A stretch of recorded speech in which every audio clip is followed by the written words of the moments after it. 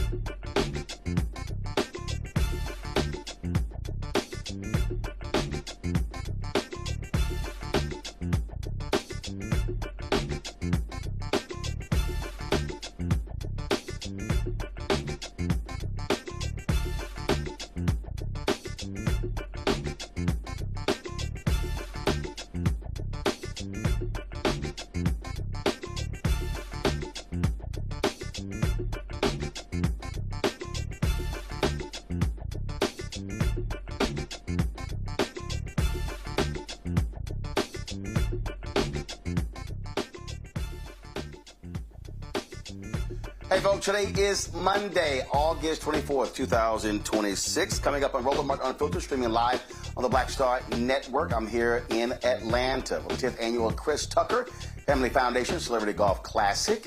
Had a great time, literally just left the course, and so we'll hear a little bit later from Chris talking about, of course, this tournament and what he focuses on in raising funds for. Coming up on today's show, we'll talk about the continuing crisis in Gary, Indiana, where people are left without power after devastating storms hit the Midwest nearly 2 weeks ago. Also, on today's show, Donald Trump gets a win from the Supreme Court when it comes to the U.S. Postal Service and mail-in ballots. We will explain how that could impact the election in November. Also, on today's show, the white cop who went to prison for killing Sonia Massey has died. May he rest in hell. Also, we'll talk about the continuing drama when it comes to our electoral politics, and so lots to talk about when it comes to that. Minnesota Attorney General Keith Ellison is suing the Texas Governor Greg Abbott because he is harboring, frankly, a fugitive. An ICE officer who shot and killed someone lied about it, and he fled to Texas. Wait till we explain to you what the hell is going on in this particular story. Some cops in Arizona have been fired and charged. Wait until we tell you what the heck they were engaged in. Also, Donald Trump screwing farmers by importing a lot of beef to lower prices. American farmers are pissed. Hashtag we tried to tell you. And we'll remember Michael Wright from the Five Heartbeats and, of course, the singer Lattimore. Both passed away over the weekend. It's time to bring the funk on Roland Unfiltered on the Black Star Network. Let's go. He's got it. Whatever the miss, he's on it. Whatever it is, he's got the scoop, the fact, the find. And when it breaks, he's right on time and it's rolling. Best believe he's knowing. Putting it down from sports to news to politics. With entertainment just for kicks, he's rolling. It's on go, roll, y'all. It's Roland Martin, yeah. Rolling with Roland now. He's funky, he's fresh, he's real, the best, you know he's Roland Martin now.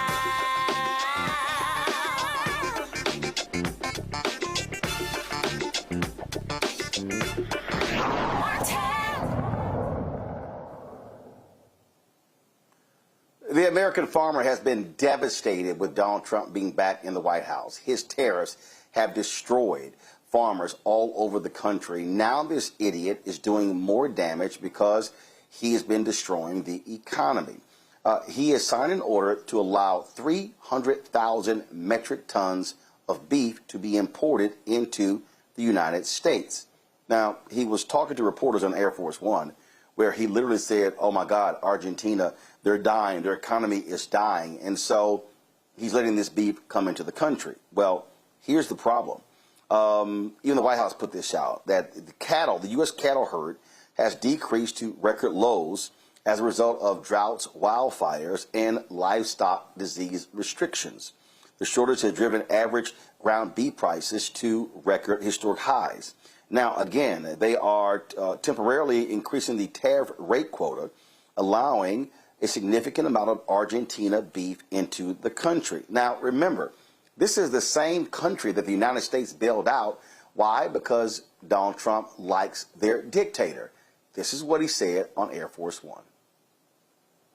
Question is, what do you have to say to U.S. farmers who feel that the deal is benefiting Argentina more than it is them, as they are Argentina's fighting for its life, young lady. You don't know anything about it.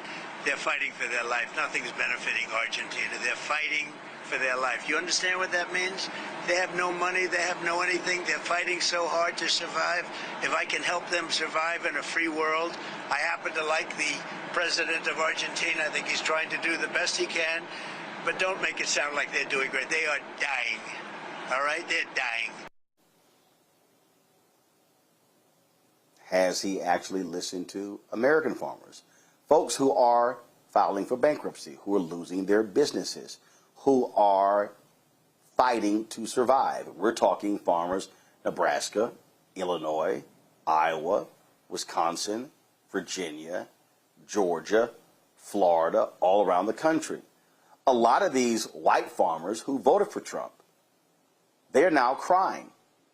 In fact, there was a photo of Donald Trump and these white cattlemen in the Oval Office. He's wearing a cowboy hat. They're wearing a cowboy hat. They're all smiles. Now one of those same farmers is now crying because of what Donald Trump is doing. John Boyd joins us right now. He leads the National Black Farmers Association, joining us from Baskerville, Virginia.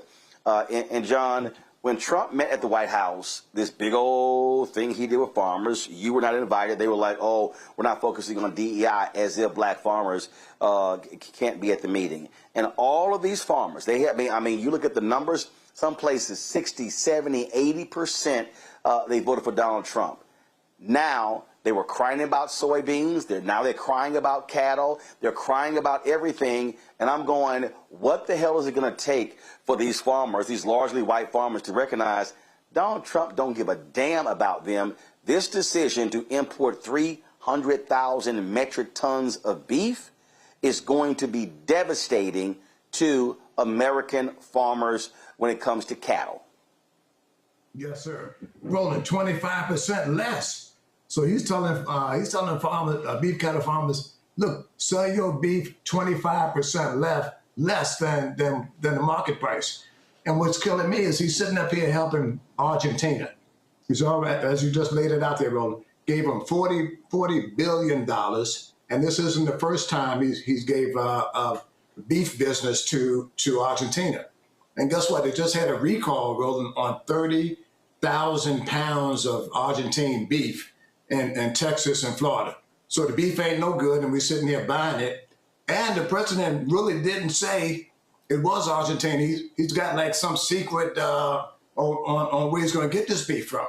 But guess who's going to hurt? Mostly white farmers in this country, Roland. They're going out.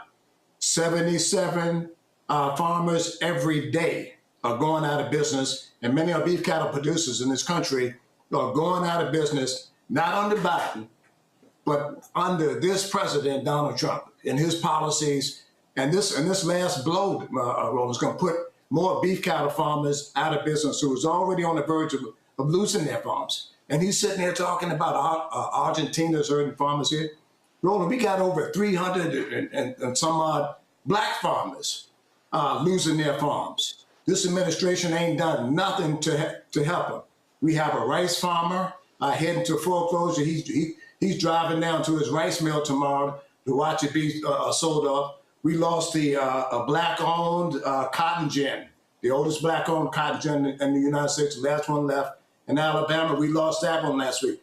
So he's sitting there talking about these farmers hurting. When the Sam Hill is he going to help black farmers in this country? He doesn't have any plan to help them because guess what, Roland? They said, boy, you can't come to the meeting because we're moving away from the black farmer issue. We're moving away from DEI and the small farm issue.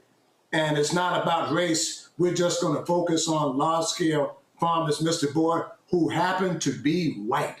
And now they're sitting up here, Roland, going out of business in record numbers. But here's my thing here. Democrats, guess what? They don't want us to show up, and this is another example of a way to keep blacks from voting. Man, run to the polls on election day, because I don't know about you. I'm tired of this president. I'm tired of this black hate mission and agenda that they're openly doing, Roland. They're not doing this in disguise. They got the sheets off and their heads and the sheet on, and you can see their face. They don't want you. So we have to show them we don't want them by showing up and voting in record numbers on election day and midterm elections. I mean, the thing that is stunning, the reporter asked the question about how is this going to impact American farmers. Mr. Make America Great Again wouldn't answer. He pivoted to, Argentina is getting killed. So are you now the president of Argentina, or are you the occupant of the United States Oval Office? And this goes to show what we keep saying.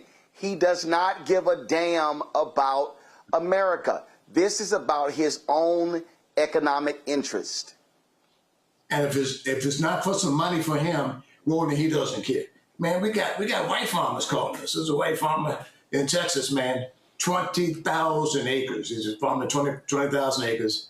He's going under. He's going under. And this administration ain't doing nothing to help.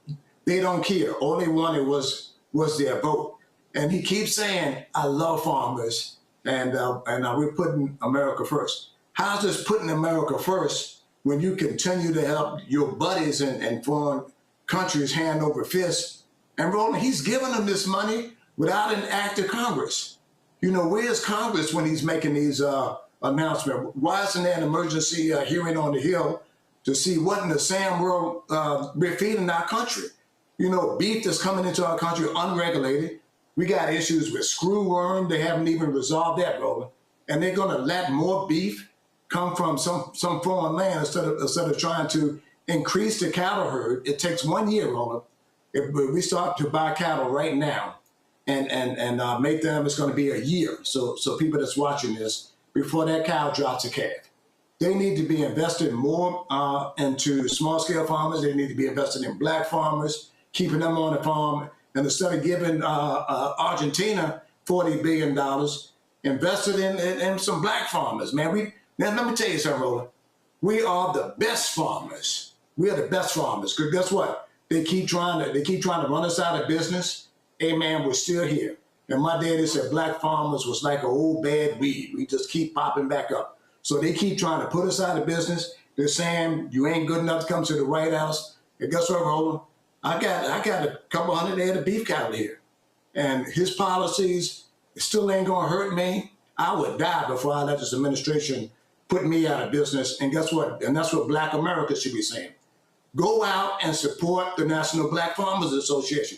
We should not be losing 300 farmers when we got athletes, we got people on media companies rolling, all these people that can help save generational black farmers. This administration isn't going to help us.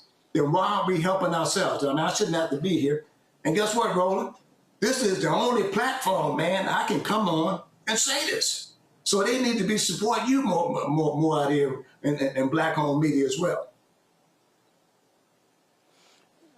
Okay, so what the hell are these white farmers saying? I mean, here you are. We're almost 2 years in. They were destroyed the first time he was in there, okay? Yeah. He's destroyed the farmers when it comes to soybeans. He's destroyed them. And I read these articles, John, and it's like, well, you know, we hope these things turn around. And this is a fundamental fact. Farmers in the United States did better economically under Joe Biden than they have under Donald Trump. But these folks would never support Biden, and they believe that this thug who is just enriching himself is their answer. He's not. He doesn't give a damn about them. He's playing them for fools. What are they saying? Are they going to wake the hell up? That's the question. And it doesn't seem like it. They voted for this man 3 times. Do you remember on your show we talked about how people need to be fired up and voting for Harris for president? You were out there every day, Roland, and why it was important. Now, guess what? Now they crying stuffed pig because they didn't listen. And guess what, man? Don't pay me with the same brush, because I read these comments, well, maybe he voted for Trump. I didn't vote for Trump. I supported Harris, and I came on this platform and told black farmers and the rest of our community why we should be voting for Harris and what would happen if they elected Donald Trump. So now they have him, and guess who's hurting more? We already know he was in for it when he got elected, so black people know it. They know we didn't want him. It was a smoke and screen show and all this stuff.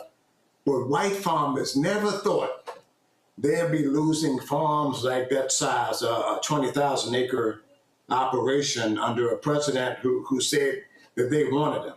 So let's see what happens on election day. Will they go back in there and pull the lever again for Trump candidates, or will they pull it for America and somebody else, man, that wants a different direction?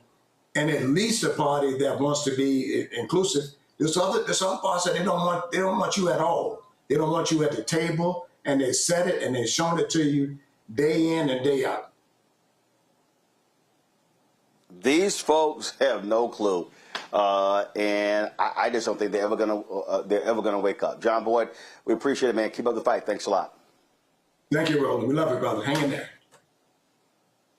I appreciate it. I'm going to bring in my panel. Renita Shannon, former Georgia State House representative from Atlanta. Randy Bryant, entrepreneur, author, speaker from D.C. as well. State Representative Jolanda Jones, attorney and author of Owning My SHIT out of Houston. Glad to have all three of y'all. Renita, listen, you got lots of farmers there in Georgia. And these white farmers, again, my whole deal is, sorry, I don't feel sorry for them. They chose to vote for this man 3 times. He has screwed them every single time. And they still, oh, Donald, he's the greatest thing in the world. Well, you know what? Sorry. Screw y'all. And listen, the only people I give a damn about are the black farmers, because these white farmers, all they do is suck up to Trump all day long. Absolutely. And he's making a fool out of everybody who voted for him, farmer or not, because he campaigned on America first. And then you see that he's buying beef from Argentina. When you said Argentina, I thought, Argentina? Almost like the 90s commercial, New York City? Like, what? Because that's just completely unbelievable. And when the reporter said, you know, why are you doing this? He got defensive and attacked her and said, you don't understand. The people of Argentina are suffering. Okay, so, like, you think that it's inexpensive to live here in America? I mean, farmers in America are suffering. But the thing that's so crazy to me is I'm not even a farmer. But this is at least the second time that I remember that through his actions, he has directly cost farmers and brought them more hardship. Because you got to remember, his war of choice with Iran has caused the Strait of Hormuz to be off and on, open and closed, no consistency. And that has really restricted the amount of fertilizer that farmers can get. And so farmers have been saying all year, we don't even know if we're going to have enough fertilizer to grow our crops. So this is the second time that through his own direct actions that did not need to be taken, that he has brought hardship to farmers. And it's just unbelievable. I'm going to expand this, Randy, to now Trump has imposed these new tariffs on Canada.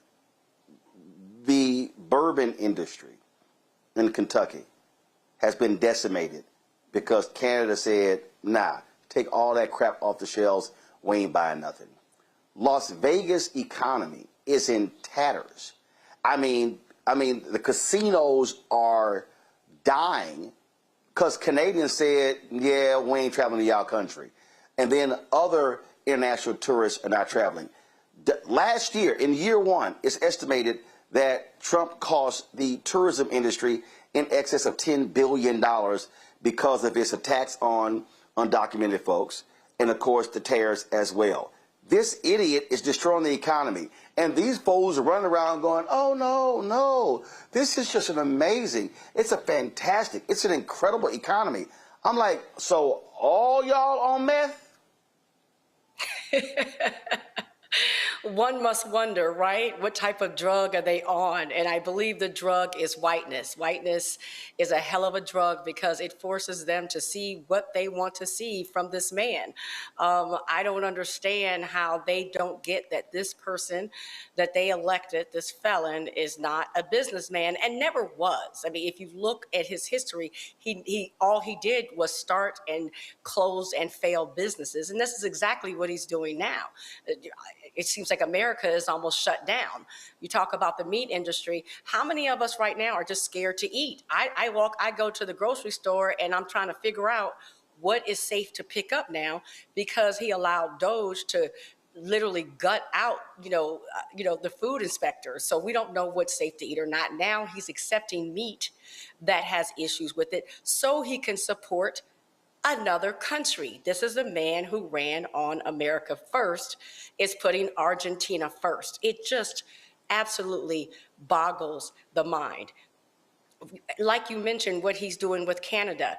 I mean, how do you upset Canada? It almost seems impossible, but he has done it. So they are not in any way supporting America whatsoever. And it seems as if he doesn't understand that people can say no to him, that they have recourse. And so he tries to bully people, and everybody from Iran to Canada is like, okay, bet, I got you. Watch how you like me now. And they're just making us look completely stupid. And it seems as if everyone seems to get that, but his fans, his followers, the people who seem to see him as a god. And I don't get it because I know for a fact that they're feeling it at the gas tank. I know they're feeling it when they go to the grocery store. I know they're feeling it when they are, even now the job economy is bad. It's hurting them in the pocketbook. And historically, people do vote and with their pocketbooks, but it seems that this man can't penetrate that. Like you said, it must be meth. It's got to be meth. I don't know. John Carl of ABC did an interview with the governor of Texas, Greg Abbott, Yolanda, and he said, you said that gas was going to be $2 or less. And then Abbott, he said, no, but you said it was going to be $2 or less. And Abbott couldn't answer the question. All of these Republicans, they all were spouting utter nonsense about this economy. Oh, it's going to be golden. It's going to be amazing. And gas is over $4. Beef prices up. Numerous things, affordability is an issue. Everything they said was a lie. And this is a fact. And this is not, shilling for Democrats. It's not covering Republicans. Facts are facts.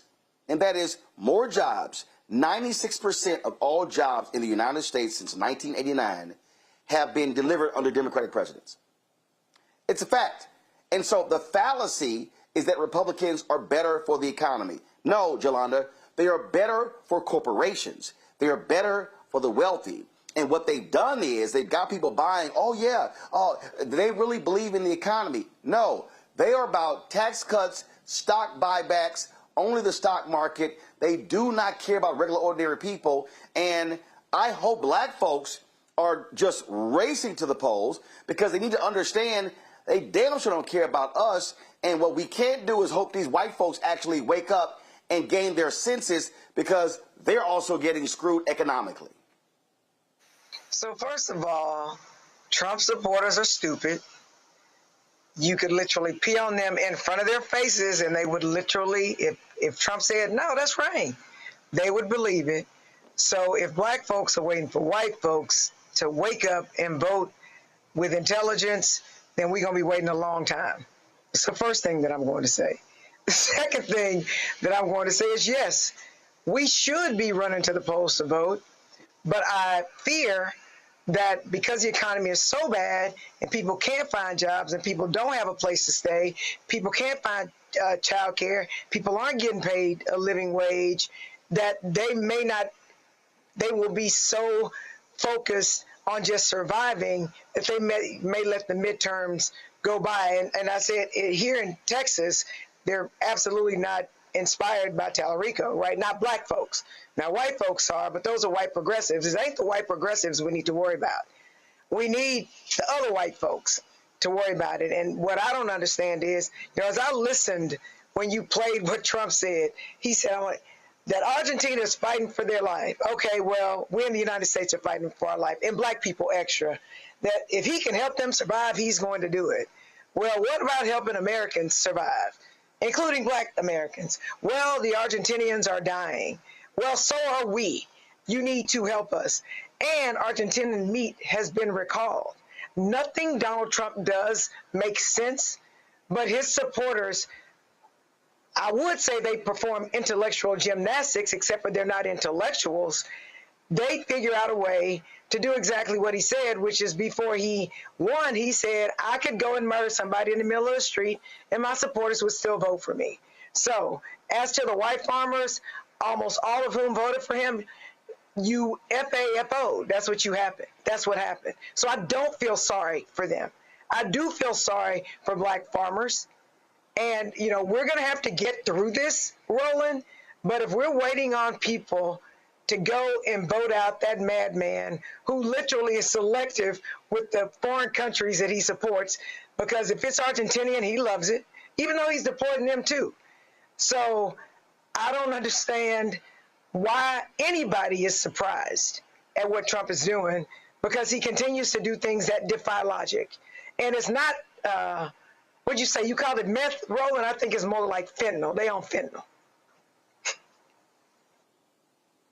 Well, listen,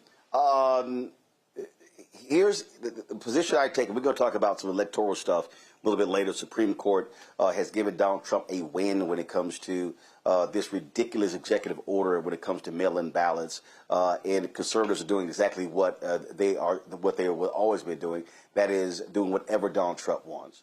So we'll talk about that in a second. But I'll also talk about this whole idea about in terms of black voters being excited. Here's what we know based upon data.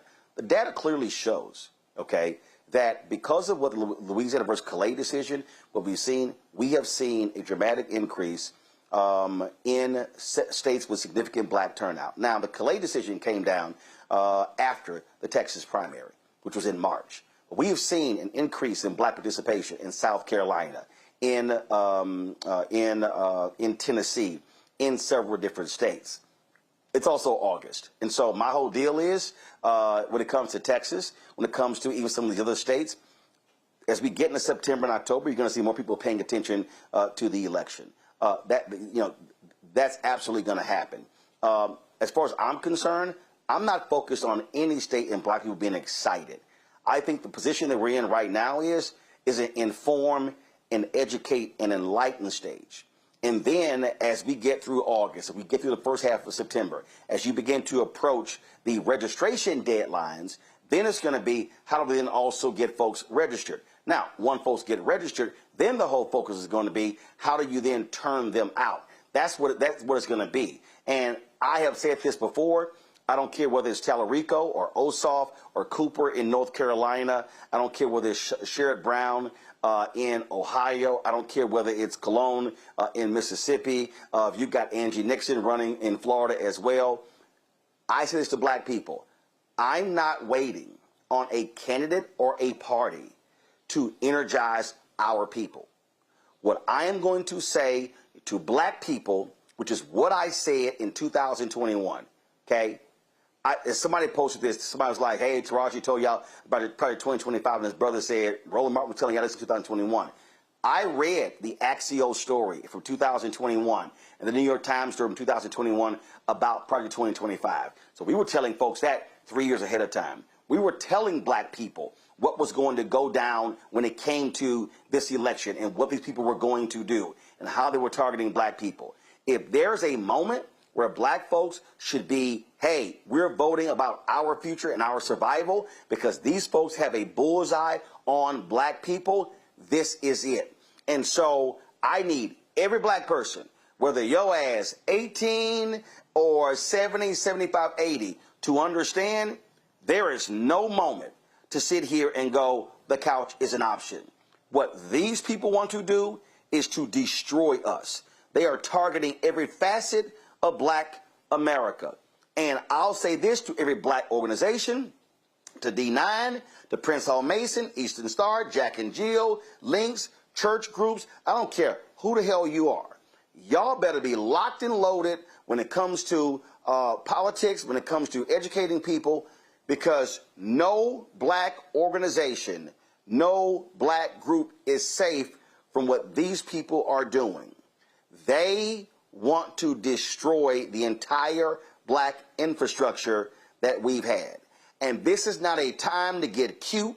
This is not a time to be holding grudges. I'm about winning. And the only way, and let me be as clear as possible, you cannot boot Trump out of the Oval Office. What you can do is boot the Republicans from having control in the United States Senate.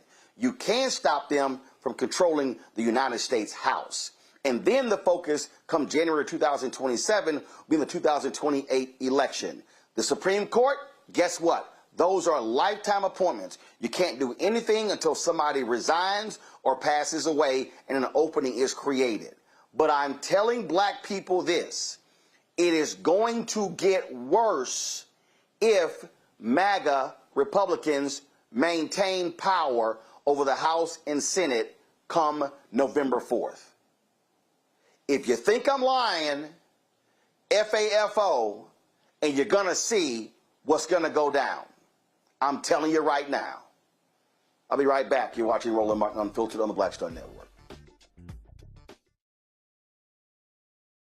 All right, folks, let me get personal for a second. My mom had questions about her Medicare, so she called Chapter, a Medicare advisory company, and she texted me right after saying it's a great benefit. It was easy. A real person walked her through the whole thing, and now she understands better what's going on. But it's not just her. A woman in Yonkers wrote in saying the process was so simple, the enrollment was easy, and she was so glad she called. Then there's Marilyn, 90 years old, in Florida, living on Social Security. Her premium climbed every single year north of $400 a month for coverage she could barely afford anymore. So what does she do? She called Chapter. They found her the same top-tier coverage for hundreds of dollars less. 90 years old, and finally somebody in her corner. I hear stories like that again and again from our community. The Medicare system was not built to work for you. Too much fine print, too many plans. Yet Chapter's advisors are independent and honest, the only Medicare advisors that compare every plan nationwide. They're focused on one thing, what actually works for you. If you're already in the right plan, they'll tell you. No games. And people who switched with Chapter saved an average of $1,100 a year. All it takes is 20 minutes. You talk to a real person, and it's completely free help. So call Chapter at 724-264-8281, 724-264-8281. That's Chapter. Let me ask you a question. Why do so many people seem to think they know black men so well? What they think we want, what they think we need. Hell, they even tried to tell us why and how we voted, but never had a conversation with us. Never asked us how we felt, what brings us joy, what makes us angry, what makes us scared. How do we live? That's what this show is about. No translation, because we don't need anybody speaking for us. We can speak for ourselves. This will be a show where we bring brothers on that you don't see on every other talk show. Nope. Brothers that are doing work in local communities with black men for black communities. We're going to hear each other and try to understand so perhaps we can move forward together. No translation, because we don't need anybody speaking for us. Nope. What we need is each other. No translation, right here on the Black Star Network. Check it out.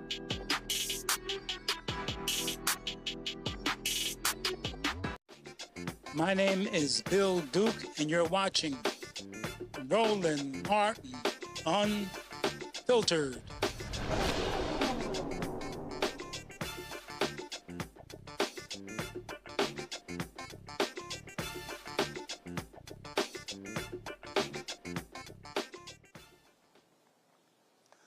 A Tennessee family says a black man was having a mental breakdown when he was shot by a federal agent. 25-year-old Jonah Neal was killed inside his Memphis home in late May by a federal agent who worked for Homeland Security Investigations, which is part of the Immigration and Customs Enforcement. Family attorney Andre Wharton says he and Neal's mother were recently shown body cam footage by the Shelby County District Attorney's Office regarding this shooting. He joins us right now. Andre, glad to have you here. So, okay, this shooting took place in Memphis. What was the rationale for the federal agent did he fire into the home? Did the agent go into the home? And what was the basis of what was the basis of him interacting with this young man? Roland, good evening. Thanks for having us this evening. It's a very important story, and I appreciate you having us come talk to you. The rationale that's been stated, there was a call that came in to police here, our local dispatch. The task force, as you alluded to, Homeland Security Investigations, came to the scene that afternoon to engage the mother who had made this phone call. The mother then briefed the task force agents about the situation, described that Jonah was suffering basically what amounts to a mental health crisis. The agents, within minutes later, approached the apartment home. They were able to get a visual on Jonah. Unfortunately, for reasons unknown at this time, and is really astounding and really concerning to myself and the family, one of the agents could clearly see that Jonah was not possessing a firearm, was in fact had a knife. She corrected the first agent who believed there was a gun. I think the first agent could be heard on the video alluding to there being a gun that Jonah had, and the agent behind her said, no, it's a knife, it's a knife. In what appeared to be an attempt to calm her down, her colleague there. And for reasons unknown, that really, really baffled me as the attorney here in this family as well. Seconds later, this agent shot from outside of the house, outside this apartment house, his resident house, from the porch area, shot into the house, and what we believe was a fatal wounding to Jonah. That's the essence of it. There are other details, but that's the essence of how this happened. Okay. So he's having a mental episode. He's having a mental breakdown. Mom calls. Why did federal law enforcement show up and not Memphis PD? Roland, I can't answer that question other than poor training, perhaps poor supervision, poor implementation of policy. I remind you, when this task force came in back in September of last year, when the concept of task force entering Memphis, there was a lot of concern locally in terms of what were going to be the rules of engagement. What is this task force going to be doing? What is their training? You're correct. I mean, your question it begs the key question here, and what the folks that came out, why not MPD, Memphis Police Department? They have a crisis intervention team. And you're familiar with CIT, crisis intervention training. We have an actual crisis intervention team that is often dispatched to calls like this. This was not a situation, Roland, I point out, that the officers did not know. These agents did not know what kind of situation they were engaging with. They knew before they went in. They got a briefing from the mother. The video shows this. But like I say, I want to emphasize, for reasons unknown, the officers rushed to the porch. It appeared that there was, just from my perception, that they were not used to dealing with a scenario like this. And for whatever reason, this officer fired after a colleague had just told her this man did not have a weapon. So I don't know why the agents didn't back off, take a strategic approach and figure out if they had the right personnel on the scene to engage Jonah. But that's something we're looking at daily here right now. Okay, so what has the city of Memphis said? What is the council? What is the mayor? What has the police chief said? Because, again, the mother did not call to say a man is waving a gun. The mother did not call to say my life is being threatened. And the reason why this is so painful is because this is another example of a black mother or father calling police and their son ends up dead. We literally have done this story so many times. Rochester, New York, Dallas, Texas, St. Louis, over and over and over again, and the same thing happens. And this is what we talk about. When people were talking about defund the police, they were talking about shifting resources to where you have mental health advocates and others who are showing up on scenes like this here. This is not a scene where that law enforcement is trained to handle. Yeah. No, Roland, you're right on point on the issues there. I mean, this is a situation that illustrates the importance of proper training, but it also, it's bigger than that. When this task force came and the announcement was rolled out, you need only go back to the rhetoric that was kind of displayed there at the press conference, October 1st, 2025. Words such as, we're going to unleash you, were used at that press conference. And these are senior folks from the administration in Washington, D.C. And they're telling folks, the local MPD, Memphis Police Department, as well as these agents who are going to come out and be in our community, that you're going to be unleashed. What that does, Roland, the danger with that is, it sends the wrong mindset, because there are no checks and balances. There are no, hold on, slow down, what are we dealing with here? Let's figure out, how do we engage this community? How do we engage this particular citizen? And it becomes problematic because it's chaos, it's reckless. And so, to your point, we have individuals who are trained here locally, but if you have to have strategies in place to address situations as they come about. There cannot be a knee-jerk approach to law enforcement. Some of these individuals, Homeland Security investigations, I dare say, our research reveals so far, they're not trained in crisis intervention. This is a unique area, and you pointed it out. His mother called initially and described the situation. She was concerned about her son. She talked about what her concerns were at that time. She did. I want to be clear about it. There was a description about, hey, look, I'm concerned about my son, his safety at this time. But when the law enforcement agents got there, the task force agents, she briefed them. Again, they knew everything about his mental health situation at that time that they needed to know to engage the right personnel, and it didn't happen. And the man is deceased because of it.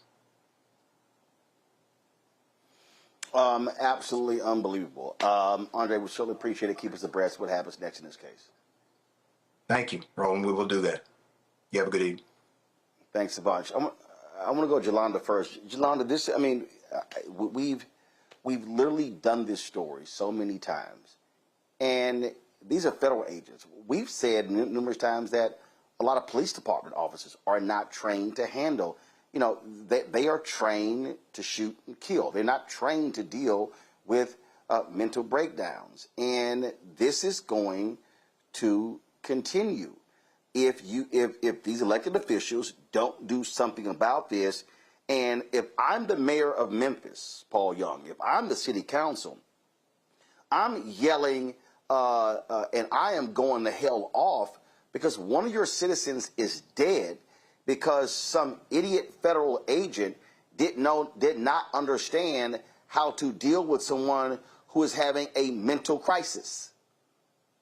Well, a lot of things jump to mind. The first thing that jumped to mind is what you said, Roland, which is why the hell is Homeland Security responding to a local call for mental health issues? I was looking, Homeland Security's primary duties are border security, counterterrorism, cybersecurity, disaster preparedness and response, transportation and security, protection of critical infrastructure.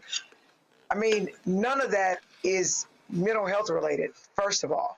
Second of all, what you've had is Trump tie federal funding to local law enforcement to, you need to let my federal agents come infiltrate your police. And that's what this is about. And, I've been very disappointed in a number of Democratic cities with Democratic mayors pandering to Trump in order to get money, which for the most part, they're co-signing on these federal agents coming in and doing things that they're just not trained at doing.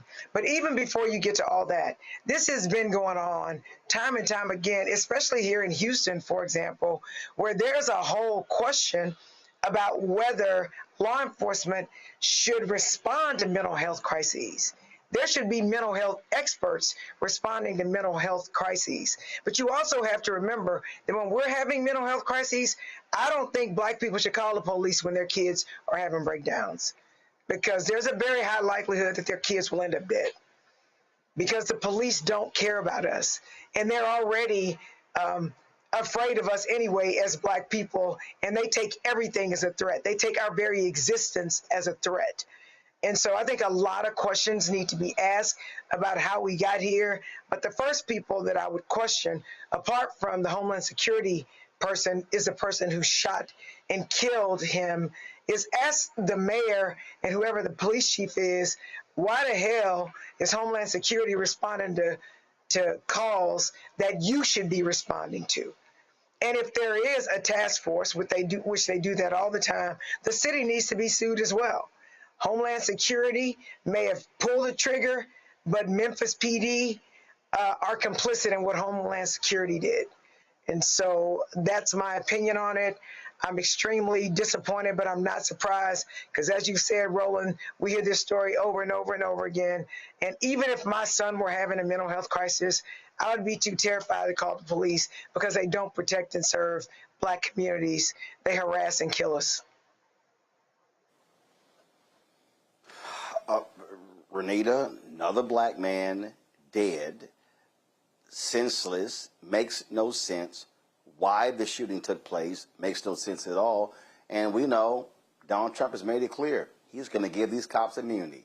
And the federal agent, hell, he'll just pardon them. Nothing's going to happen. You're not going to have a real investigation. We'll talk in a minute about the case dealing with the Attorney General in Minnesota and the Governor of Texas. Well, Roland, you already know what I'm going to say, because I've been saying this for years on your show. And that is, this is what I try to tell people years ago. It is not about the training. It defies logic that it is about the training for police officers, whether they be on a task force, whether it be ICE or whoever. We know it's not about the training, because when they come in contact with white people with mental illness, this is not their response. This is their response in Black neighborhoods, because the system does not hold them accountable, so they can waste our lives, and there is essentially nothing done about it. I have always supported reducing police budgets, which is defunding the police, because we know that throwing endless money at police forces only leads to more harassment and particularly harm for Black folks. So, you know, I think that through this story, folks need to understand that this is not an issue that will be solved with training. It is an issue of accountability, and it is also an issue of continuing to throw endless money at police departments, which turn around and use that money to harass our communities. And so I agree with Representative Jolanda. I told my constituents the same thing. Do not call police unless it is absolutely essential. And honestly, there's very few circumstances where I would agree that it was essential, because you are really taking not only your life in your hands, but if you're calling police for a loved one, you're absolutely taking their lives you're putting their lives in police officers' hands. Randy? I believe that we are at the point that we need to stop being reactive. I mean, we get the message. Like you said, we have all been on this show talking about stories like this over and over again, and frankly, I'm sick of it. A mother should be able to call for help for her child and not worry that that child is going to end up dead. So at this point, I really believe that we need to decide within a community that what are we going to do? Like, if this means that we need to look at Black mental health professionals, and there needs to be a hotline or someone that we can call specifically for us, that is what we need to do. I don't want to do another story like this. I don't want to pretend that the police are going to change, or suddenly we can train them out of being fearful of us. We can't train them to stop seeing us as criminals all the time. What we need to do is just live with the fact of how they treat us, how they see us, how that they have no qualms about taking our lives, and set up solutions and be very active about finding ways that that a mother at least has somebody that they can call when our people are in crises, because the police aren't it. No, they're not. That leads me to talk about this story that's out of Minnesota and Texas. And it ties in directly with what we're talking about here. The Attorney General of Minnesota, Keith Okay, so here's the deal. Keith Ellis is going to join us at 7:30, but it's the same thing, y'all. It's the same thing. ICE agent shoots a man inside of his home in Minneapolis. Okay, they lie about it. And he now flees to Texas. We'll talk about it at 7:30, but it's the same thing. We have seen in numerous cases where these federal agents, Jolanda, lie. They say one thing, and then the body cam footage says something totally different, and nothing happens. These people, this is what they do. Listen, I keep saying, if a cop, a local cop, a state cop, or a federal cop, if they lie on that police report and it's proven they lied, it should be automatic termination. And so they have this get out of jail free card, this qualified immunity, allows them to do whatever they want to do. This stuff continues to happen because we have granted so much authority and leeway to law enforcement that they know, no big deal. We'll lie about it and we're going to get off.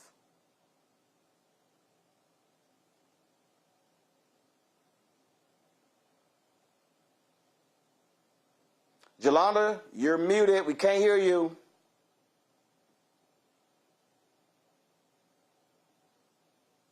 I'm sorry. I'm a criminal defense lawyer in my day job, right? So I've been looking at this for a long time. I've literally caught police officers lying on the stand. And rather than the DA filing charges against him for perjury, the DA literally dismisses the case against the person they lied on. And then when you try to get something done, then they say, well, the case is moot, it's over, and there is no refuting testimony because they dismissed the case and you didn't get witnesses to come in to prove the lie. So it's deeper than that.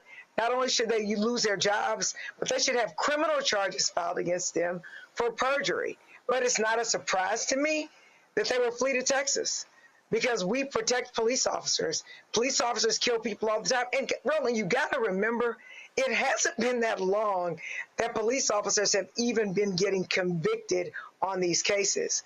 I mean, we've had cases where the cops do throw down guns, where people happen to be recording, and we know the police are lying, and they still find ways to get the police officers off.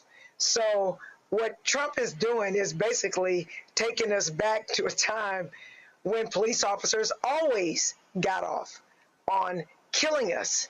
And so, again, and in Texas, they come here because in Texas, we want to make sure they literally believe that if you happen to die and the police kill you, that it was collateral damage because they deal with such dangerous people that if you happen to be in their crosshairs, that it's okay, whether that's from police chases with police cars or to anything else.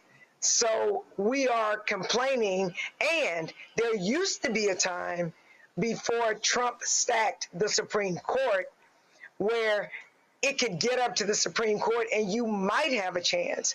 Now, the Supreme Court literally have whittled away at our civil rights, so we don't have rights. And I suspect if any of these police cases these new police cases get to the Supreme Court, or if they even survive and not get poured out at the Court of Appeals, that the Supreme Court is going to grant greater immunity to the police. But the first thing we have to do is vote like we've never voted before in the midterms, so that we can limit Trump's authority at the federal level, but also so we can limit these states that have Republican majority, so that we can flip those houses, so that we can try to stop this qualified immunity. And if we take over the House and we take over the Senate federally, and we get rid of Trump or Republicans in 2028, then perhaps we can try to get rid of qualified immunity, because so long as qualified immunity exists, the police will get away with murdering us all day, every day, all day, every day. But But the bottom line, I keep telling people, it's bit by bit. You can't get to 28 unless you deal with 26. And so I'll walk them through that. Let me do this quickly before I go to a break. Karen Attiah was the last African-American on the Washington Post editorial board. She was fired due to her comments regarding Charlie Kirk, when arbitrators now ruled that the Washington Post was wrong and has ordered that she be reinstated. Also, that she is owed full back pay and benefits. She spent 11 years at the Washington Post. She became a founding editor of Global Opinion. She was fired in September following, again, 2 social media posts commenting on racial double standards. The Post attempted to frame her public post as, quote, gross misconduct in its decision to fire her, but the independent arbitrator flatly rejected this justification, finding that her words did not disparage any group on the basis of race or gender. The arbitrator's decision condemns the Post's attempt to hold Attiah responsible for the threats of violence directed at her by external actions, calling it, quote, wholly rejected justification for silencing a journalist. Karen Attiah will be joining us on tomorrow's Roland Martin Unfiltered. All right, folks, got to go to a break. We come back. We'll talk about what's happening, get an update on what's happening in Gary, Indiana, and why is the energy department, why is the energy company, the local energy company and its parent company, why are they so slow to respond? But they continue to pull money out of the accounts of Gary residents to pay their electric bills. We'll discuss that next. You're watching Roland Martin Unfiltered on the Black Star Network. Don't forget to support the work that we do. Join our Bring the Funk fan club. Our goal is to get 20,000 of our fans contributing on average $50 each a year. It comes out to $4.19 a month, 13 cents a day to support this show and the other 5 shows here on the Black Star Network. If you want to contribute via Cash App, use the Stripe QR code. You see it right here. As for credit cards as well. Checks and money order, make it payable to Roland Martin Unfiltered. P.O. Box 57196, Washington, D.C. 20037-0196. PayPal is R Martin Unfiltered. Venmo RM Unfiltered. Zelle Roland at RolandSMartin.com. Roland at RolandMartinUnfiltered.com. We'll be right back. All right, folks, let me get personal for a second. My mom had questions about her Medicare, so she called Chapter, a Medicare advisory company, and she texted me right after saying it's a great benefit. It was easy. A real person walked her through the whole thing, and now she understands better what's going on. But it's not just her. A woman in Yonkers wrote in saying the process was so simple, the enrollment was easy, and she was so glad she called. Then there's Marilyn, 90 years old, in Florida, living on Social Security. Her premium climbed every single year north of $400 a month for coverage she could barely afford anymore. So what does she do? She called Chapter. They found her the same top-tier coverage for hundreds of dollars less. 90 years old, and finally somebody in her corner. I hear stories like that again and again from our community. The Medicare system was not built to work for you. Too much fine print, too many plans. Yet Chapter's advisors are independent and honest, the only Medicare advisors that compare every plan nationwide. They're focused on one thing, what actually works for you. If you're already in the right plan, they'll tell you. No games. And people who switched with Chapter saved an average of $1,100 a year. All it takes is 20 minutes.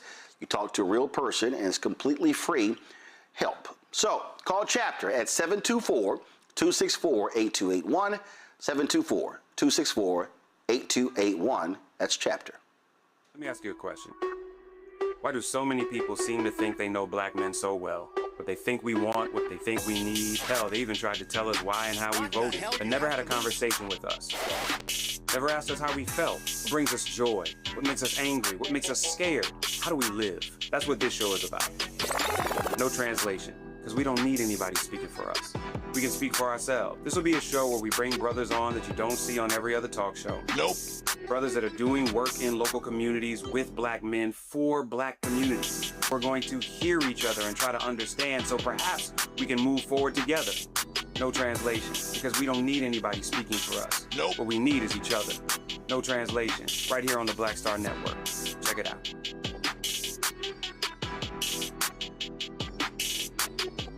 I'm Chris Tucker, and you watching Roland Martin Unfiltered. Boy, you keep rolling with Roland.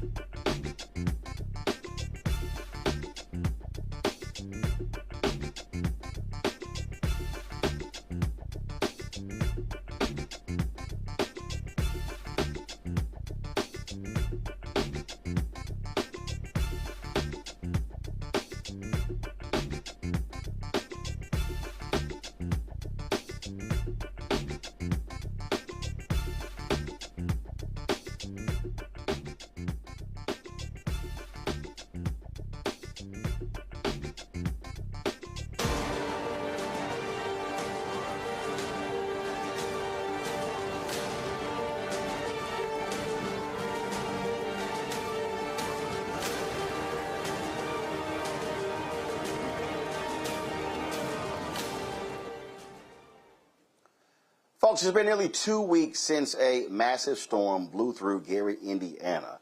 It took place on August 11th. Winds reaching upwards of almost 100 miles an hour. Thousands are still without power. The storm, it was frankly comparable to a Category 2 hurricane, and it knocked out power to nearly more than 38,000 residents. The utility company NIPSCO said it's targeting full power restoration by Tuesday, August 25th. Capital B reporter Calvin Davis is based in Gary. He's been working without power and has been talking to dozens of residents, city officials, and community activists about their experience. He joins us right now. Okay, Calvin, we had a Gary councilman on the show on last week who said that they said that power is going to be restored on Friday. Well, today is Monday and it's still not restored. Have residents in Gary completely lost faith in NIPSCO leadership?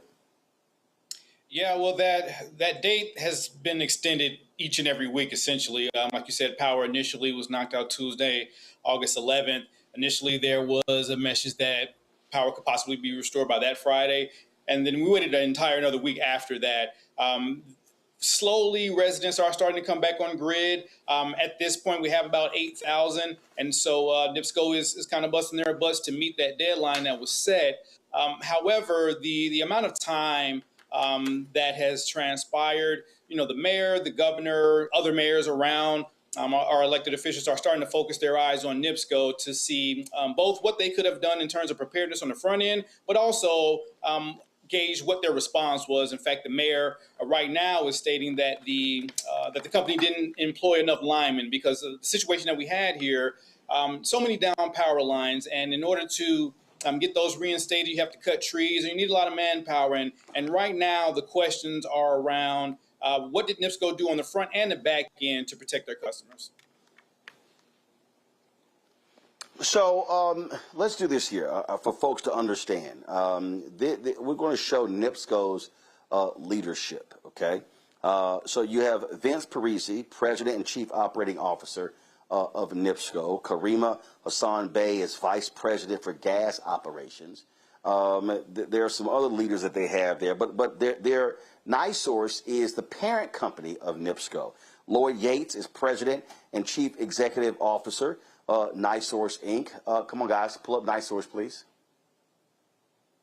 Okay, so Lloyd Yates is President and CEO of NiSource. Sean Anderson is Executive Vice President and Chief Financial Officer at NiSource. Melanie Berman is Executive Vice President of Administration and Chief Human Resources Officer. Melody Birmingham is Executive Vice President and Group President of Utilities. Kim Kuchia, Executive Vice President, General Counsel, and Corporate Secretary. William Jefferson is Executive Vice President and Chief Operating and Safety Officer. Michael Lures, Executive Vice President of Technology, Customer, and Chief Commercial Officer. Angela Sanchez, VP, Chief Communications Officer. And so again, NiSource is the parent company of the company there that's in NIPSCO, that's in Gary, Indiana.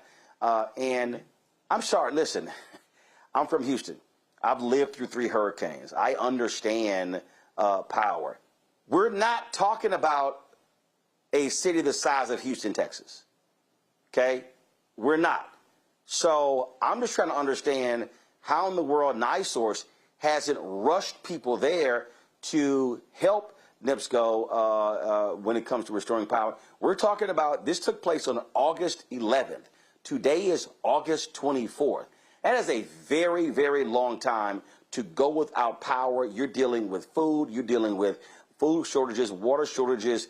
You're dealing with the weather as well. And so this utility company owes residents Gary a lot of answers. And my understanding, they're still withdrawing money out of people's accounts for their electric bills. Yeah, there are definitely still bills coming in the mail. And actually, looking at the list of their executives that you put up there, I was actually able to question Melody directly last week because she attended a press conference at City Hall. And what I want to also be clear about is that this event knocked out the power to our entire county, which was about 300,000 customers. But the issue for us in Gary is the fact that Gary is the last to end up receiving their full power back. When I asked Ms. Birmingham, what issues made the recovery in Gary specifically so tough, and she spoke about the trees. And I even spoke with an arborist last week who said the tree coverage in Gary was a bit higher than some of the neighboring cities. But still, our governor, our mayors are still looking at NIPSCO to find out what they could have done on the front and the back end. And even our governor is, filing for an investigation in terms of their response. So, that's what they're saying. The residents currently, as I've written, they've been leaning on themselves because they've also been void of federal assistance that they've been waiting for. The governor submitted a request that the president declare a major disaster area, which is yet to come yet. So residents have been looking to faith-based organizations, community organizations to get themselves through. Questions from the panel. Randy, you first. Hi, it seems like you have really been doing your research and keeping in contact with all the people who matter. Have the discussions been honest where people are saying that bringing up race and economic levels, because we have to be real about what's going on. I mean, it's interesting to talk about the trees and things like that, but why weren't the trees maintained well in the first place and cut away from the electric lines? Yeah, and that's what we're starting to look at now. So, that there has been a class action lawsuit filed on behalf of Lake County customers. And I was able to look through some of the details of the lawsuit. It all pretty much surrounds around that vegetation management. And so I believe if it's found that, and also to be clear, there is a regulating body. It's called the IURC, the Indiana Utility Regulating Commission. That's who NIPSCO reports to, more or less. And so the IURC is the body that approves rate hikes. So when NIPSCO wants to rate hikes of their customers, the IURC is who they go to. Usually when they say they want rate hikes, they have to explain why they want to do that. And generally, they'll explain that they're doing it for system hardening purposes. Well, in the lawsuit, it states that, well, it alleges at least that that NIPSCO may not have been fulfilling some of that duty. And if that's the case, we saw it play out here in Gary worse than any other area in the county. And so, I would say 100% of Gary's customers were out of power at the beginning. And even a week later, we still had more than 50% of the residents out. So since the beginning of it, Gary has taken the worst. And so, that's what we're looking into. And that's what elected officials are starting to ask questions about. Good.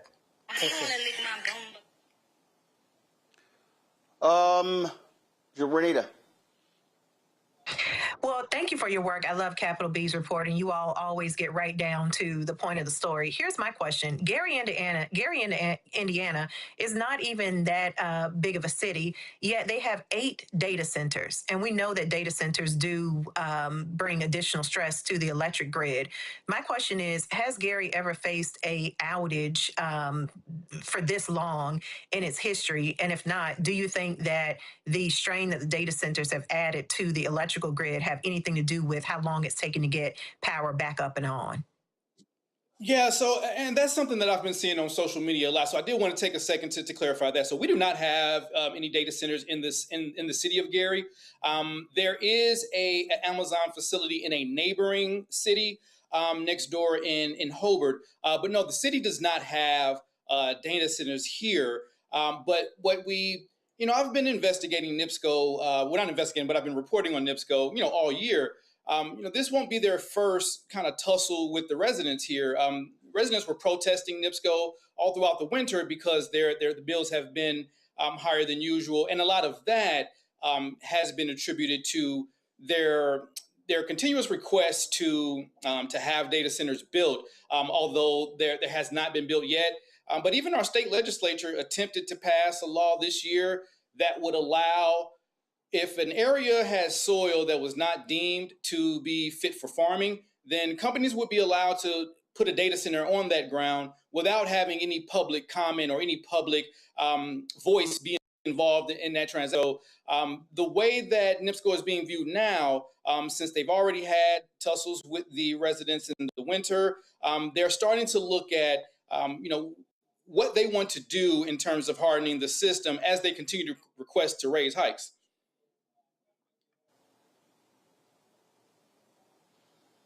Yolanda. So, Gary is black. I think that's a rhetorical question. And you said that around Gary, like Gary is like the last city to get their electricity on.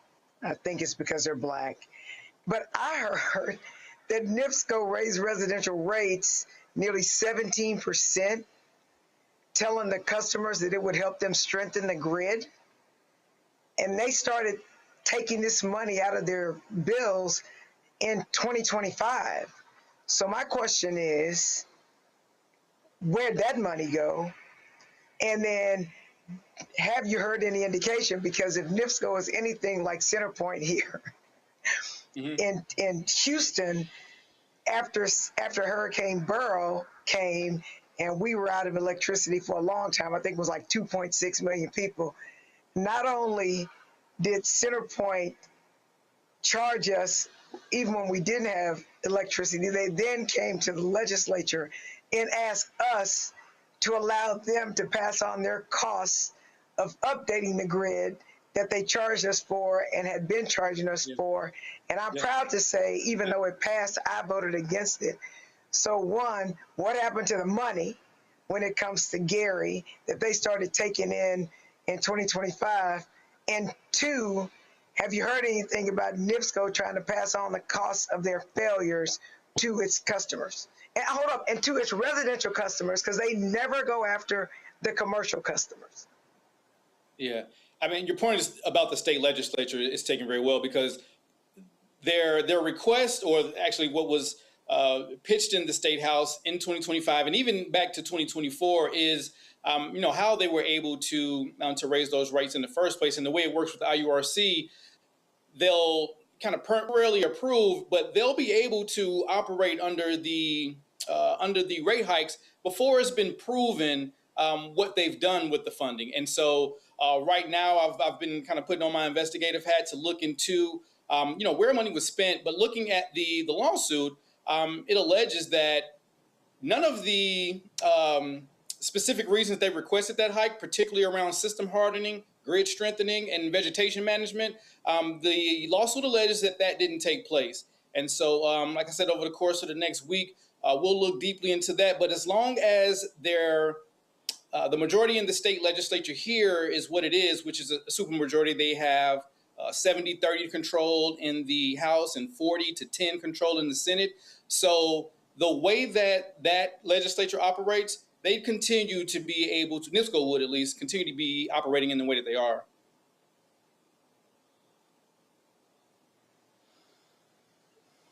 All right. Renita, you asked your question? Yes, I asked him about the data centers located near Gary, remember? All right, no problem. Want to make sure everybody. They're not technically Yep, just want to make sure. in Gary. No, I got it. I got it. Just want to make sure everyone's covered. Anybody have any additional questions about what's happening in Gary? Yeah, this is what I want to know. I hadn't been to Gary. I need to visit Gary. But Gary, I would imagine, is urban, so there's not a whole bunch of trees. And I would imagine the places around Gary, like the suburbs, probably have more vegetation if it's anything like Houston. So my question is, how are the places around Gary where they naturally have more vegetation, getting their electricity back before Gary, which is the city? So it's a little different here. Gary is a city, but a lot of people actually come up from the South and compare it to cities in the South. We have a lot of flat land here. And as I stated, I spoke with an arborist. Our tree canopy coverage here is about 28%. The closest that a neighboring city had was 16%. And so we do have a lot of wooded areas. But I think that the issue is where those trees are in relation to the power lines. And I think that's still the responsibility of the utility company to manage the vegetation that's around the power lines. And some of the other communities, not all of them, but some of those communities do have underground wiring. We've had the leader of NiSource come out and state that it's too expensive to do that in Gary. But yeah, the tree coverage is one thing, but I think preparation and preparedness on the account of NIPSCO is what can prevent some of the power outages that we've had, just managing the trees that are around those power lines. Really quickly, did I just hear you say? But we have. Oh. Come on, go ahead, real quick. Did I just hear you say that they can afford to put power lines underground outside of Gary, but it's too expensive to put power lines underground in Gary? Did I hear you say that? Yes, I heard that from both Melody while she was at the press conference, and the president of NiSource has released that as a statement as well. And even some of the researchers that I spoke to, it is a very expensive endeavor, but that's a choice that the utility companies have to make. Are you making decisions for profit margins or for customer safety? But is it not expensive in the other places? Like, why I can tell you right now. There are numerous cities. Where this has come up, and every time there's a storm, and it takes forever getting power back, they're like, because they're not buried. Well, if you bury the power lines, you're not going to have down power lines. So how about you make the investment? And if they keep going to customers and keep going to the state for rate increases, how about you make that actual investment as well? But that's the stuff that we actually see, unfortunately, all the time. All right, tell folks how they can subscribe to the work of Capital B. Absolutely. Go to gary.capitalb.news.org. There you can find our work. We also have a fabulous national environmental reporter who breaks down the way that Black communities are typically the ones first to suffer in these type of situations. He breaks this down all across the country because here this is just a storm-related issue, but there are extreme heat-related issues and industrial fuel-related issues across the country. And so we're finding that the work he does in that area is very valuable now. All right. Well, we certainly appreciate it. Thanks a lot. Thank you. Folks, 9 days after a black man was found hanging from a tree in Raleigh, North Carolina, another black man was found dead some 87 miles away in Roanoke Rapids. On Friday, 38-year-old Demetrius Fleming was found dead inside a home connected to a ligature. The Roanoke Rapids Police Department chief addressed the implications surrounding this investigation.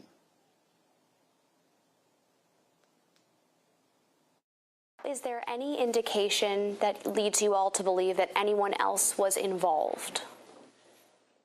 We're treating this as an equivocal death investigation, meaning that we're not working from any strict assumption. We have to, everything is on the table, and we're pursuing any and all leads. While this police chief has made that clear, that has not been the case in a number of other hangings that have taken place. Most of these have been ruled suicides. 21-year-old Kyle Basinga, who was reported missing in Cobb County, Georgia in February. He was later found hanging from a tree at Fair Oaks Park. Investigators said there was no indication of foul play. 16-year-old Juliana Umba Nazita was found hanging from a tree on church property in Charlotte, North Carolina on May 8th after being reported missing April 28th.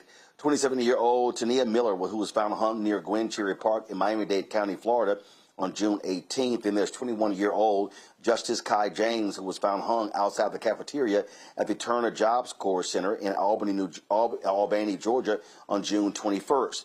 28-year-old Gerard J. Jackson was found in Rothbury, Michigan on June 30th after attending the Electric Forest Music Festival.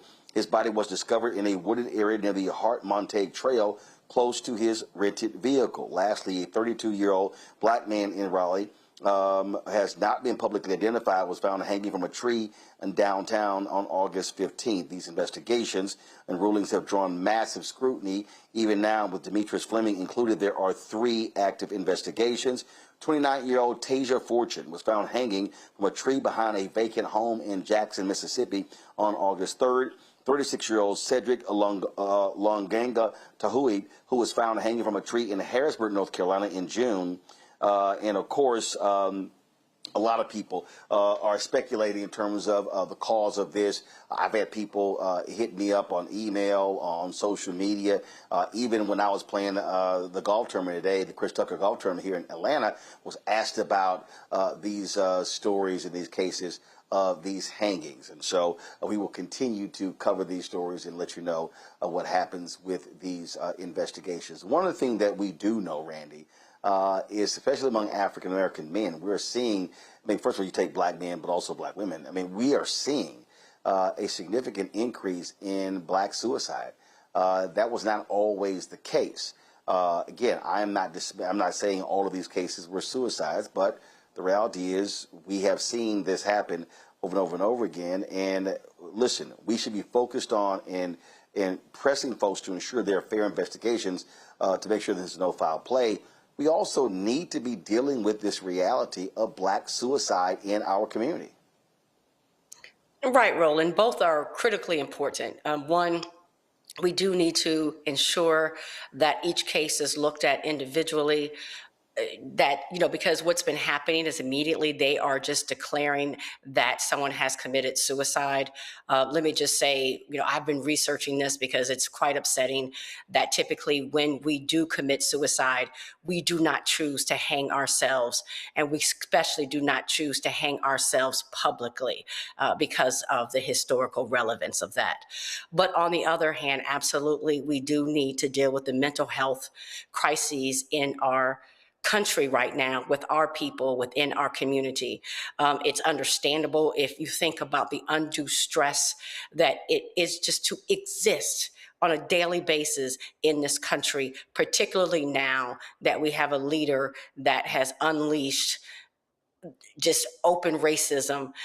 We are being attacked every which way. And so I can understand particularly how our young people may feel a level of hopelessness.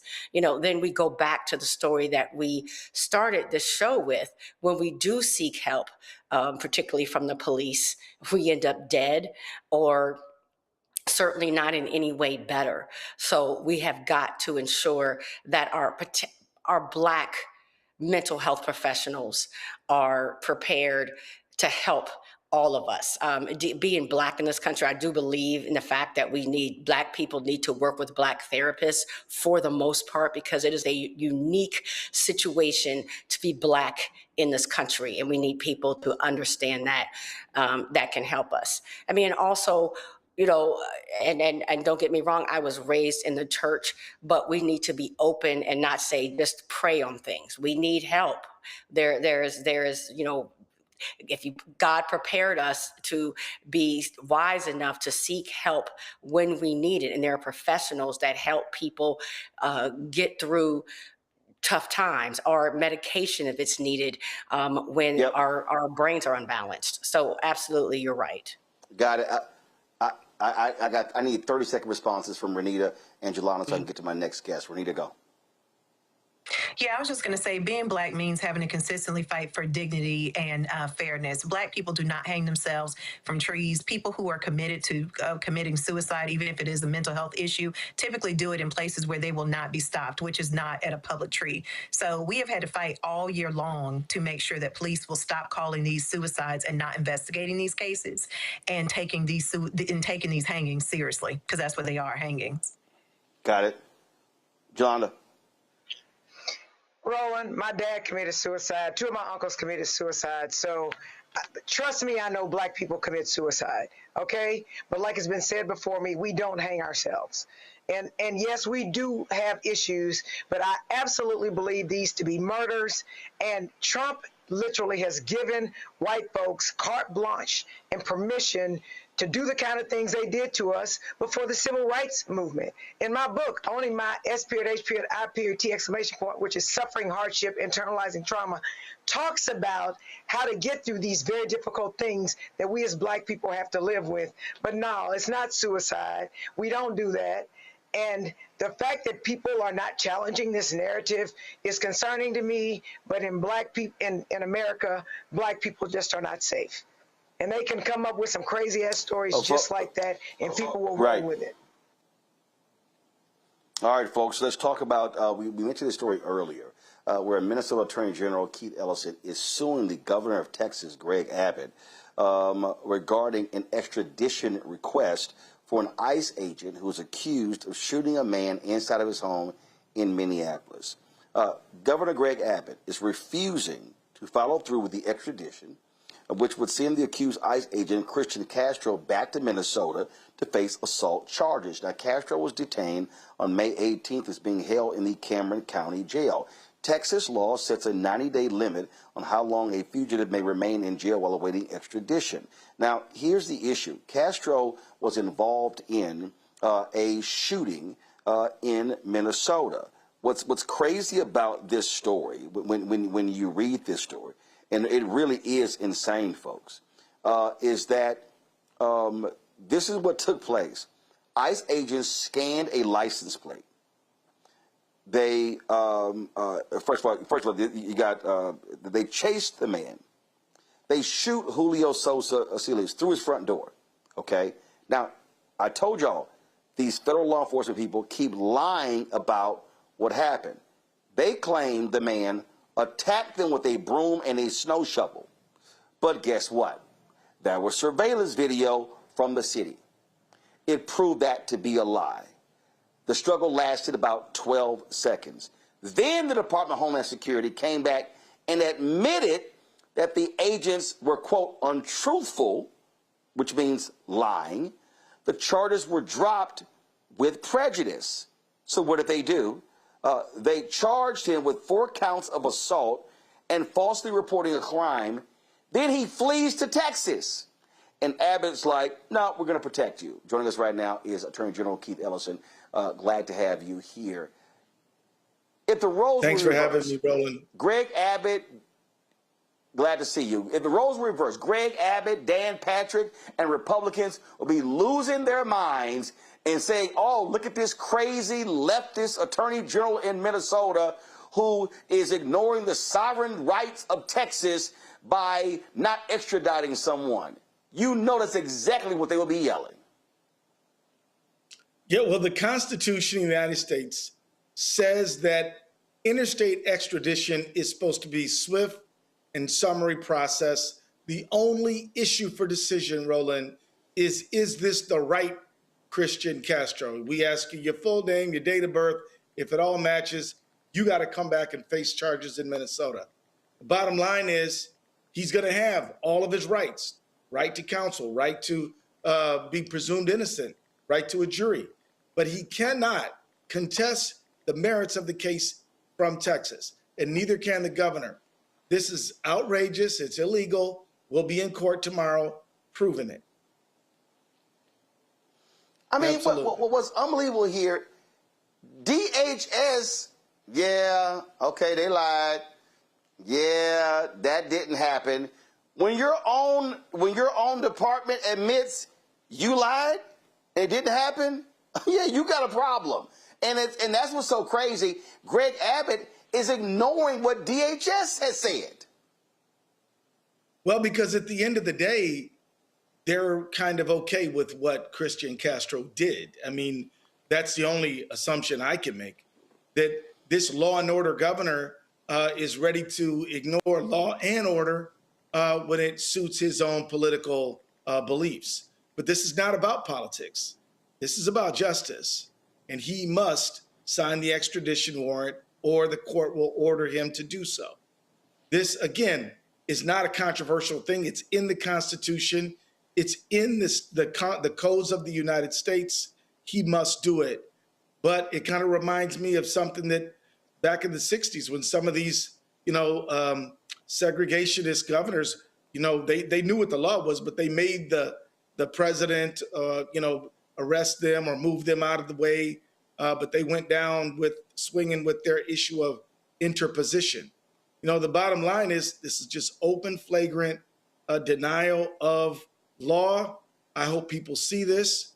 But again, we've had other problems. I mean, we're still in the midst of investigating the case involving Alex Preddy and Renee Good, who were shot and killed in Minnesota. We're still trying to obtain the full file and gain cooperation with the federal government in pursuit of our investigation. We're looking for simple cooperation and so we can complete our investigation. And we're looking for the kind of cooperation that states enjoy every day. Roland, your viewers might be interested in knowing that Minnesota has extradited people back to Texas all year, and Texas has extradited people back to Minnesota. In fact, they've done it 3 times since Christian Castro has been arrested and held in the Cameron County Jail. But now they don't want to do this. This is clearly political. This is 100% about him trying to advance the largest deportation in American history. And I'll just remind your viewers, too, that, look, the largest deployment of ICE agents in the history of America in one time and in one place took place in Minneapolis between December 3rd and February 12th. They called it Operation Metro Surge. They killed 2 people. They shot Julio Sosa Solis, and they engaged in massive racial profiling. They caused recession in Minnesota because workers couldn't go to work, customers couldn't go to buy and shop, and students weren't not reporting to school. They had a real reign of terror in our state for the better half for more than a month, and this is the justice. People who committed crimes must now answer for them, and that is what's going on. And it's going to go down in a courtroom in Texas tomorrow. My staff's already there, ready to make the proper legal arguments, and we're confident that justice will prevail. See, this is why it is a joke listening to any of these people declare that they are law and order. And then when they have the audacity to criticize Democrats or progressives or leftists or liberals, saying they don't support law enforcement, when these people have no problem when two things happen. First, when law enforcement commits a heinous act and then they defend them, or in the case of January 6th, where they attack law enforcement, but because the greater good for them was Donald Trump leading a coup, then it's, okay, the hell with those law enforcement officers. Well, it is not consistent at all. In fact, I think it's fair to call it hypocritical. The officers who arrested Christian Castro, the Texas Rangers, I want to thank them. I also want to commend the sheriff in Cameron County, Texas, who is doing his job. He's holding Castro in custody, awaiting the signing of the extradition warrant. So I will say, I'll be one to say that I thank those law enforcement officers who are doing their job. It's just the executive in Texas who's not doing it for political reasons. And that's really unfortunate. This didn't have to be some big political stunt, but, you know, Governor Abbott has turned it into that because he's trying to make a political point, which is that if you, on behalf of Donald Trump and Abbott, kill people and shoot them pursuing this immigration agenda where they're essentially terrorizing people inhumanely, then it's okay. But if a law enforcement officer actually tries to enforce the law in a fair and unbiased way, they don't have any support from Mr. Abbott, which is really unfortunate. And of course, as you pointed out on January 6th, you know, there were about, I think there was many as several dozens of officers who were injured. Some of them ended up losing their lives, and they have no love coming from the people who hold with Abbott and Trump.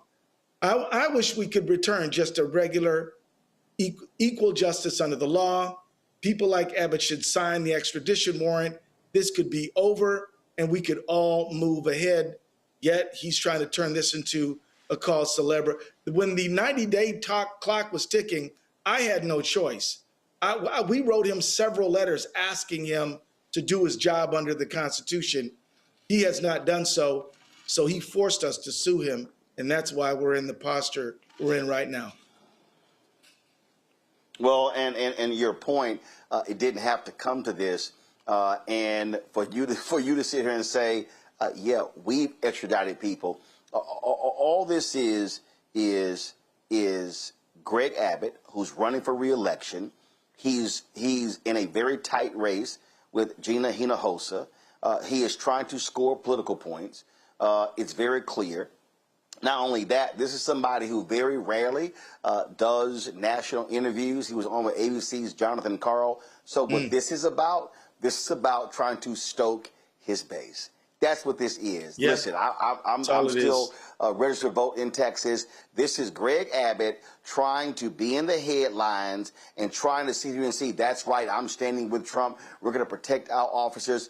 But here's the problem. He looks like a damn idiot when you have officers who lied. When the Department of Homeland Security admits that they were untruthful, well, my daddy and mama would say, son, your ass lying. That's what they would actually call it. They lied about it. The city's video proves that they actually lied about it, and then they get charged. And so let's just call it what it is.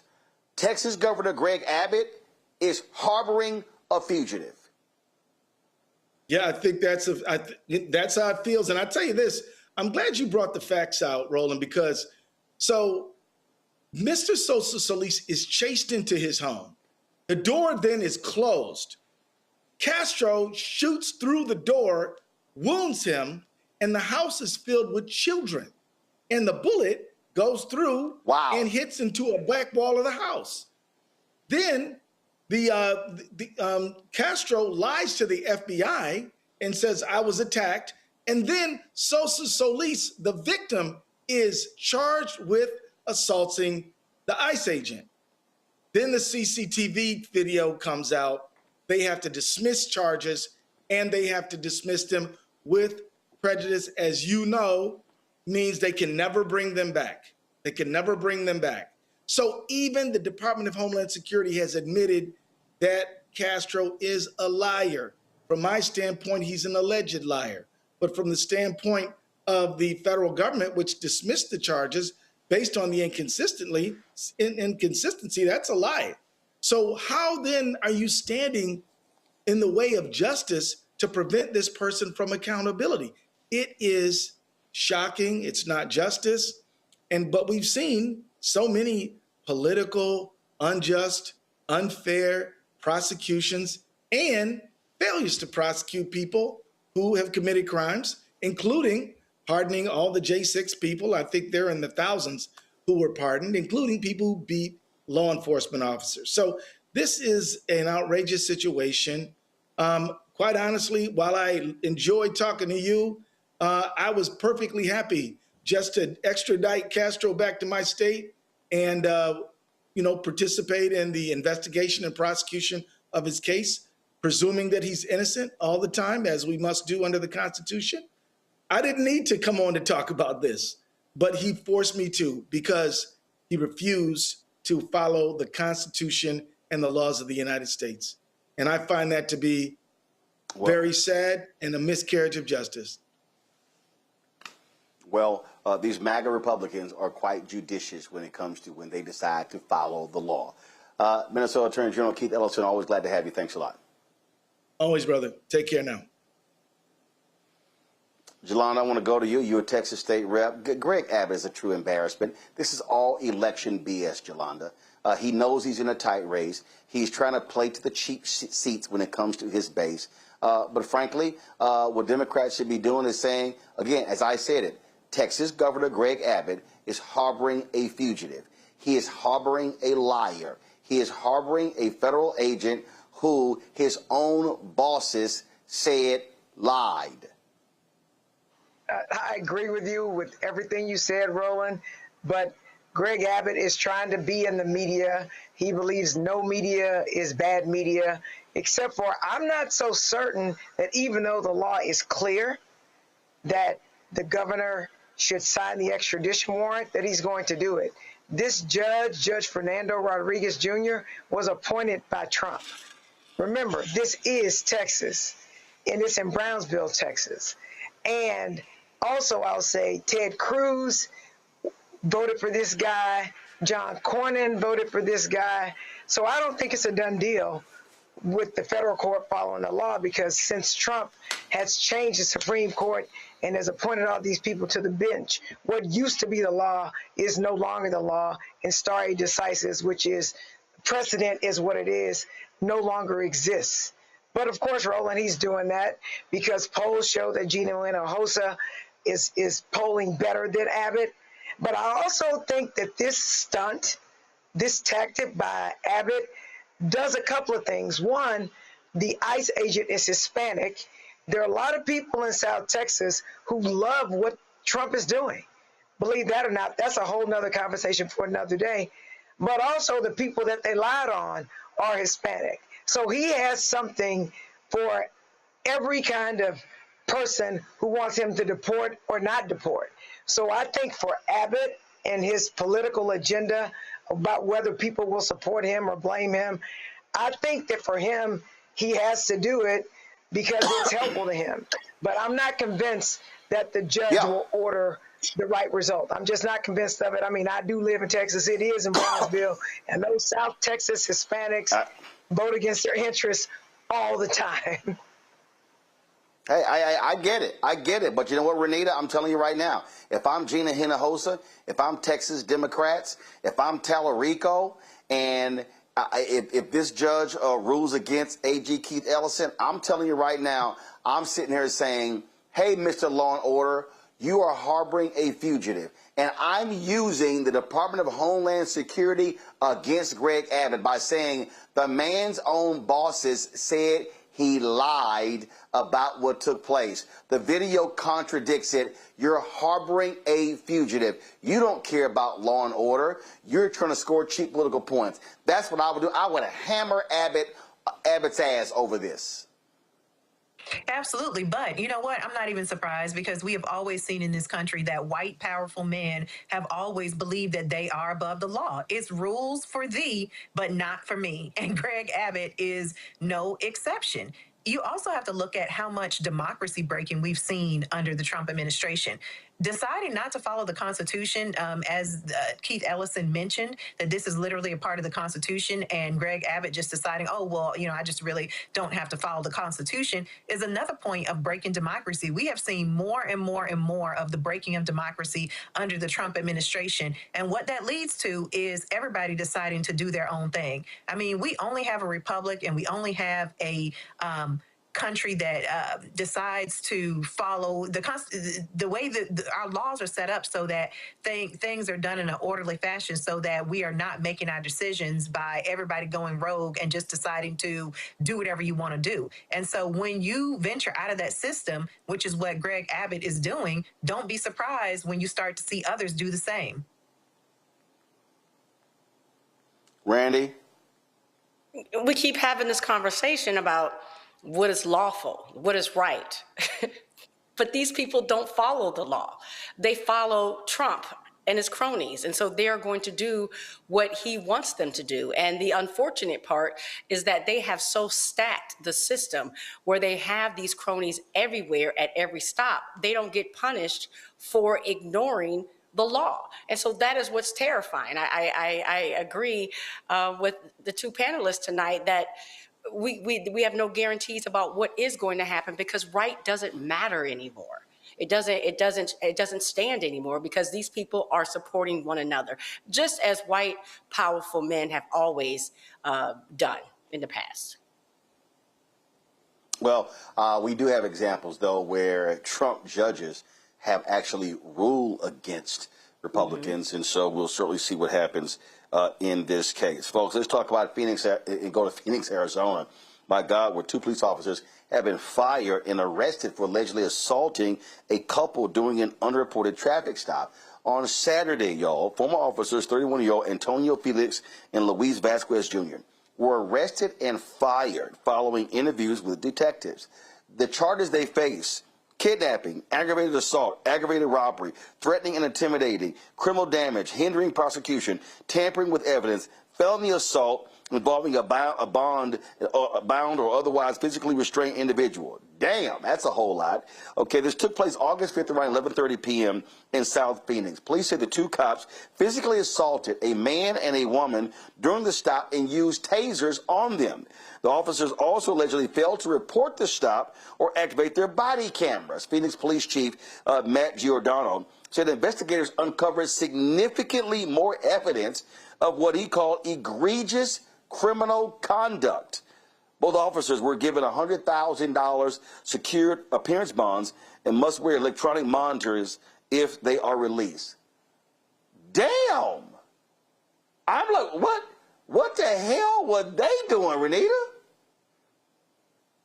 Listen, I wish I could say I was surprised, but I'm not, because we have consistently talked about police misconduct on this show so many times. And the only thing that's new is that now we've got social media, so stories like this can spread, and so people can understand what has been the full corruption of law enforcement since the inception of law enforcement in this country. I mean, this is what it is. And that's why when people were saying years ago, oh, it's just a couple bad apples. No, it's not. This is a system that operates without accountability. And what we do know is systems without accountability built into them are systems that turn into nothing but corruption. And that is what our law enforcement system is in this country.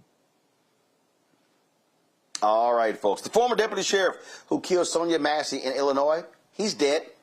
Sean Grayson, who shot and killed Massey in her home in July 2024 after she called 911, died in prison. He was diagnosed with colon cancer. He tried to get released because of medical hardship, but he was denied that.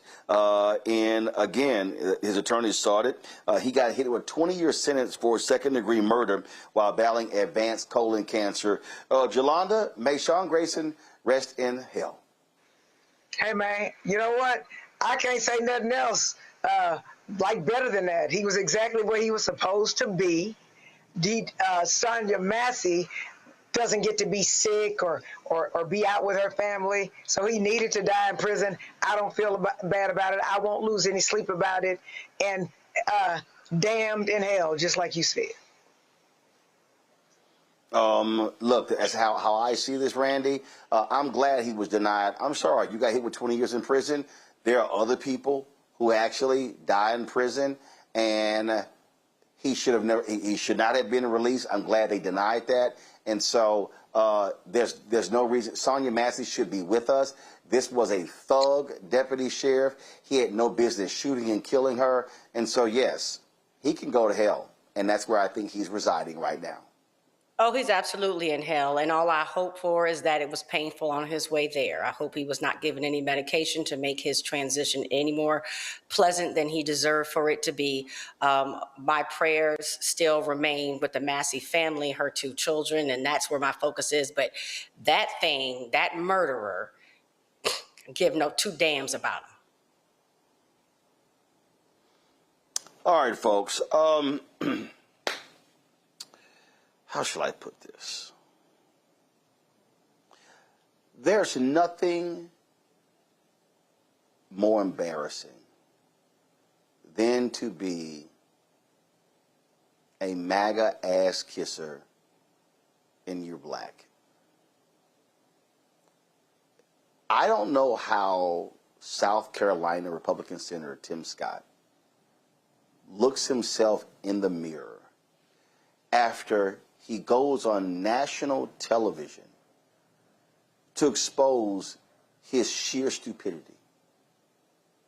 I don't understand how this man can say some of the dumb shit that he says and defend some of the dumb positions.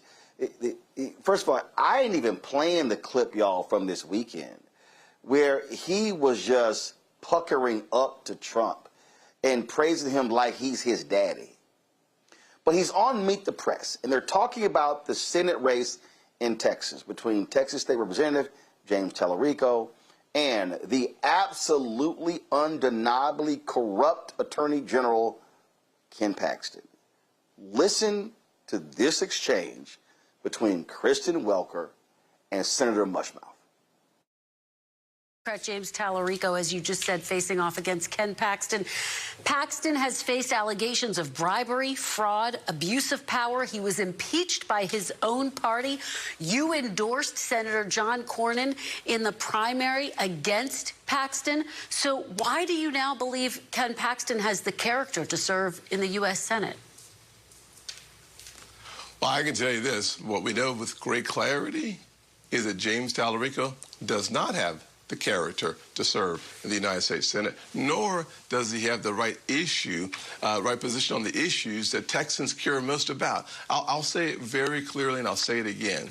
James Tallarico is out of step, completely out of step with Texans. But does Paxton have the character to serve? He was impeached by his own party. We raise the taxes. Kristen, at the end of the day, the contrast is clear and simple. James Tallarico will not be the senator for Texas, and there are a host of reasons, from his position on the faith to his position on taxes to his position on boys playing against girls in sports. What we know with great certainty is that we will keep Texas red to the roots. First of all, Tim Scott, you don't know shit about Texas. Let's just go ahead and start there. I suggest you just stick with your broke-ass state. Okay, so let's just stick with that. 2, Jolanda, Tim Scott actually let character come out of his mouth. He is defending an absolutely incompetent, corrupt individual. Again, Kristen Welker said it. His own party impeached his ass. And the only reason he didn't get convicted because his big donors paid off Lieutenant Governor Dan Patrick and other senators. That's why he wasn't thrown out of office.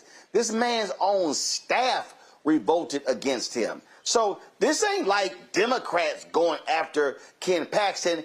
His own Republican Party, they know he is corrupt. So Tim Scott should never get into a character debate between Ken Paxton and James Tallarico. So let me be clear. I voted to impeach Ken Paxton, okay? So it wasn't just Republicans because they needed Democratic votes. I'm not getting into all that, but I didn't hear Scott talk at all about any specifics. He gave like Republican talking points. He brought up things that are irrelevant to character. So you shouldn't listen to that. But those same Republicans that voted to impeach Ken Paxton are now introducing Ken Paxton at campaign events in their districts. So they have no spine. They say whatever Trump wants, and Trump has picked him. So if Paxton's supporters, if the state reps supporters who voted to impeach Paxton are now listening to their state reps, I mean the Republican ones, they're going to vote for him. That's what's crazy about the sycophants who follow Trump and the people that he picked. They don't care if their position yesterday was different. And I'm going to say this again. Republicans who voted to impeach Paxton are now having rallies telling their supporters to support Paxton. So, again, Tim Scott ain't talking about nothing because he stayed away from facts because facts don't help his argument. But I'm terrified that Republicans could care less that he has no character, that he's a criminal, he in London with his mistress, he cheated on his wife, and all kind of things, but they don't care, Roland. They just don't care. Right. And this is why early in the show, Renita, I was talking about, and I saw this interview that Congresswoman Jasmine Crockett did where she was talking about how black voters in Texas are not energetic and excited about Tallarico's race. And I'm real clear here. And I was having this conversation with several people over the weekend. And it's just exactly what Yolanda just said. Republicans, they know Paxton ain't shit. They know he a fake-ass Christian. They know he ain't real. They know he's a fraud. They know he's corrupt. They know he has no morals, no values, no principles, no ethics, no integrity, no honor. They know all of that. But you know what they gonna do? They ain't gonna sit on the couch. They're gonna go press that button. They're gonna go sit here and bubble his name in. And I am saying this because, again, what white Texans do, what Latino Texans do, I don't know what they're going to do. But this is what I'm saying to black people. Okay? I don't need your ass to be excited about Tallarico. I don't need him to tickle your fancy and ignite your soul. I don't need him to move you to do the holy dance. What I do want black Texans to know, that Ken Paxton ain't gonna do shit for you. Ken Paxton is going to vote for an agenda that is absolutely against black Texans. He is going to vote against funding for Texas HBCUs. Ken Paxton is going to vote against health care for black Texans. Ken Paxton ain't gonna do a damn thing. Ken Paxton has targeted black people in Texas. He's targeted Harris County voters. He's used, Harris County had created a program to help folk financially, and then he sicked the law on them and said that was unconstitutional and illegal. So I need black people to get out of this bullshit that, oh, I need to be excited. Let me tell you something. These people, their intentions are evil. Their intentions are to do harm to black Texans and to do black Americans.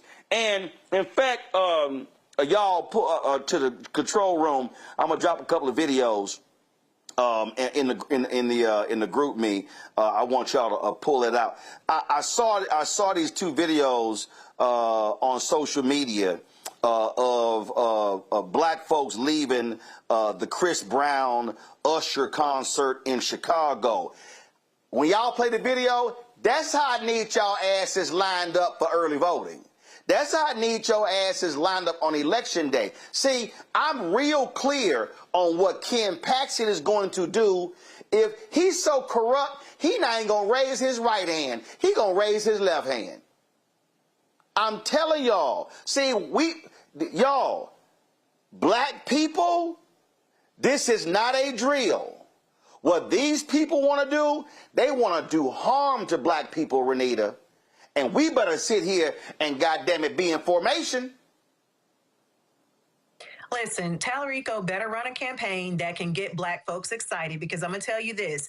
Ken Paxton, when you're talking about, oh, well, his character this, his character that, the Republicans are excited to vote for him. Why? Because they don't vote on character. He is giving them what they want, which is they want somebody who is going to advance white supremacy. Ken Paxton is committed to that. And they want somebody who's going to do it at all costs. So he is giving Republicans what they want. We make the mistake of thinking, oh, well, Republicans are going to vote on character. No, they're not. Look at how Donald Trump got elected. He's talking about grabbing women's vaginas, and they voted for him. That is not what, they don't vote based on character. They vote based on, are you going to advance white supremacy? Because that is their value that they care about. And they don't care what type of character you have as a candidate. If you're going to do that, they're going to vote for you. The other thing is, I would mention, is I think it's very interesting that they are giving Tim Scott the crap work as the token in the party, because this was a good interview that you showed, but I saw another interview with him and Kristen Welker. I think it was in the same interview where she asked him a question about the economy. And you know what he said? He said that the issues with the economy right now are still Biden's fault. And she said, well, we're 2 years into the Trump administration. What are you talking about? And he said, I don't care. It's Biden's fault. So they sent this man out here with all types of crazy talking points that don't even make sense. And it is the crap work. But hey, Tim Scott still has not learned that tokens get spent. Here's the thing for me, Randy, and I want to be very clear to anybody listening. I am not absolving the Tallarico campaign of investment. I'm telling you right now, the Tallarico campaign should be sitting here and asking for the endorsement of every member of the Texas Legislative Black Caucus, and they should be saying we're going to commit a six-figure sum in each one of your districts to turn out your voters.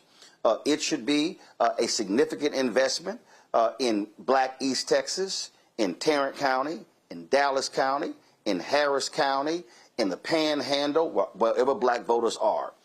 But this is what I have consistently said, and we've had Cliff Latasha with Black Voters Matter as well. I am not waiting on a party or a candidate to excite me when I see evil that's coming at me, when I see harm that's coming my way. Now, again, let me be clear. Parties and candidates absolutely must make investment. They must be speaking to the issues. They must be holding town halls. They must be engaging the voters. But what I am arguing is that black people have black interests that are not party interests. And what I am saying is I have two choices in Texas for United States Senate. I have corrupt Ken Paxton, and I have Representative James Tallarico. I don't care if he beat Crockett. I don't care if you love Crockett. She didn't win. He won. And these are my two choices. And what I know is I got evil over here. And what I'm not interested is handing evil a 6-year term to follow through harm on me. So if I got a choice between evil ass Paxton and Tallarico, this ain't even a conversation, because if Tallarico loses, I know who he voting with. I know he gonna do whatever Trump says. And my point is this here: I need our people teaching our people. I need black people and black organizations and black churches having citizenship education programs where they are explaining to black people, here is Paxton's record, here's Tallarico's record. Here's what who is Paxton going to align with and who Tallarico going to align with. And this is how I look at it. I done said this, Randy. I ain't never identified as a Democrat. I ain't never identified as a Republican. I ain't never identified as an independent. I voted as a black man based upon looking at the issues and the interest. Period. Same. I have always voted as a black woman, and I've always paid attention to who is looking out for our interest. And this is if anyone's paying attention, if you haven't been paying attention, I don't know where you are, but there is a whole movement to destroy us. They are attacking us at every single level. And Paxton is a part of that crew that wants to ruin us. And so all the other stuff, not that we're trying to absolve the Democrats for what they are not doing, but right now we are fighting for our lives, literally. So we cannot allow Paxton to be in for us. We cannot allow it to happen. We have to do everything to block it. That should excite us enough. I don't even care at this point what somebody else is saying. That should excite us enough that we have to stop this whole tidal wave of these men that are trying to ruin us. And that is what Paxton is trying to do. So I don't understand how people aren't. I'm scared. I mean, I'm scared from what I'm seeing day to day. That's enough to excite me because we are fighting for our lives. That should be enough for everybody. I don't really give a damn what anybody says at this point because forget what people say. I've watched what these criminals have done to our people. So absolutely, people need to show up at the polls. And yes, of course, we all wanted Crockett to come through, but she didn't. So we have to do what we have to do right now with what we have. Y'all, these are the videos. I saw these on Instagram. They were talking about all these black folks this was out of Chicago, leaving the Chris Brown Usher concert. And I'm telling you straight up, this is exactly what the polls should look like when it comes to voting. Come on, y'all, roll the video. What we doing? So I'm on the bus. And damn it, roll the video. Thank you. We taking too long. That's the way. That's what I want to look like. This is what I want to look like in Georgia, North Carolina, Ohio, Texas, Florida, wherever black folks are. This is exactly what I want it looking like. 1835, 1844, I want to see y'all looking like this here, okay? Because I'm telling y'all, we were the first black platform to explain to y'all in 2021 what these evil folks had planned with Project 2025. And too many of us said, I don't really think it's going to be that real. I don't think it's going to be that serious. And then it was like, damn, they real. They actually doing this. Well, hell, they told your ass they were going to do it. Like, this ain't like you were caught by surprise. They told you. And I'm telling you, what should be happening in November, and don't even wait for November 3rd. We should be flooding the early voting polls. I'm telling y'all right now, we should be seeing the largest black voter turnout since the 1965 Voting Rights Act was passed. That's what needs to happen. Versus y'all sharing these videos of Negroes fighting on Carnival cruises, what you should be fighting over is trying to grab voter registration forms. That's what should be happening. Because I'm telling you, listen, so now, the Supreme Court, the ruling came down. The Supreme Court, what they did was, the Supreme Court actually stayed a lower court ruling when it came to allowing the USPS, the Postal Service, to enact Trump's executive order. Okay, everybody pump their brakes. The court has not ruled. They claim the states filed too early. That makes no sense to me at all. 63 long conservative lines. So the court has not fully ruled. But we must be prepared for these thugs trying to steal the election. And that's what I'm saying, Renita, what I'm saying to people right now. Our lawyers are fighting this thing in the courtroom. What I need our folk to do is to prepare for the war. That means don't even assume your ass is right. Fill out a new voter registration form and turn that sucker in. If they got photo ID or whatever, get the damn ID. I don't want to hear the provisional ballots. No, I need us ready to go to battle. And I need us ensuring our folks are ready. And so don't be waiting. Don't be, oh man, I thought, no, forget all of that. Because what they want, Renita, they desperately want us to be unprepared to vote, because Donald Trump and MAGA Republicans, they are doing all they can to steal and rig this election because they know they're going to lose. Issue, and I'm glad you brought up the absentee balloting process, because Trump has been attacking that ever since 2020, when he lost in 2020 during COVID, where lots of black and brown voters, even though he votes by mail.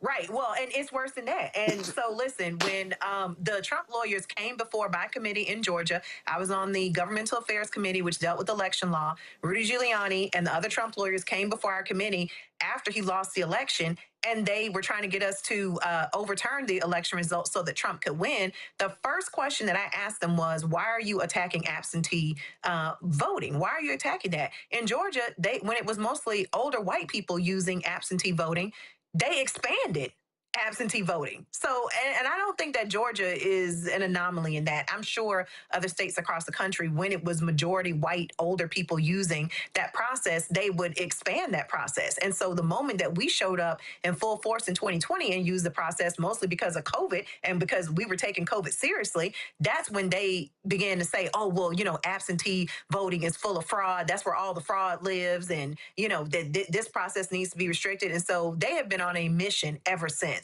But it's like you said, if people don't hear anything else, they should get this takeaway. Do not wait until Election Day to vote. I understand that culturally there's a lot built up around, the excitement of Election Day. But I'm going to tell you this, as somebody who dealt with election law for 6 years and had to fight voter suppression in Georgia, where a lot of the bad stuff originated and then traveled across the country in the way of voter suppression laws. You can't participate in that waiting until Election Day stuff.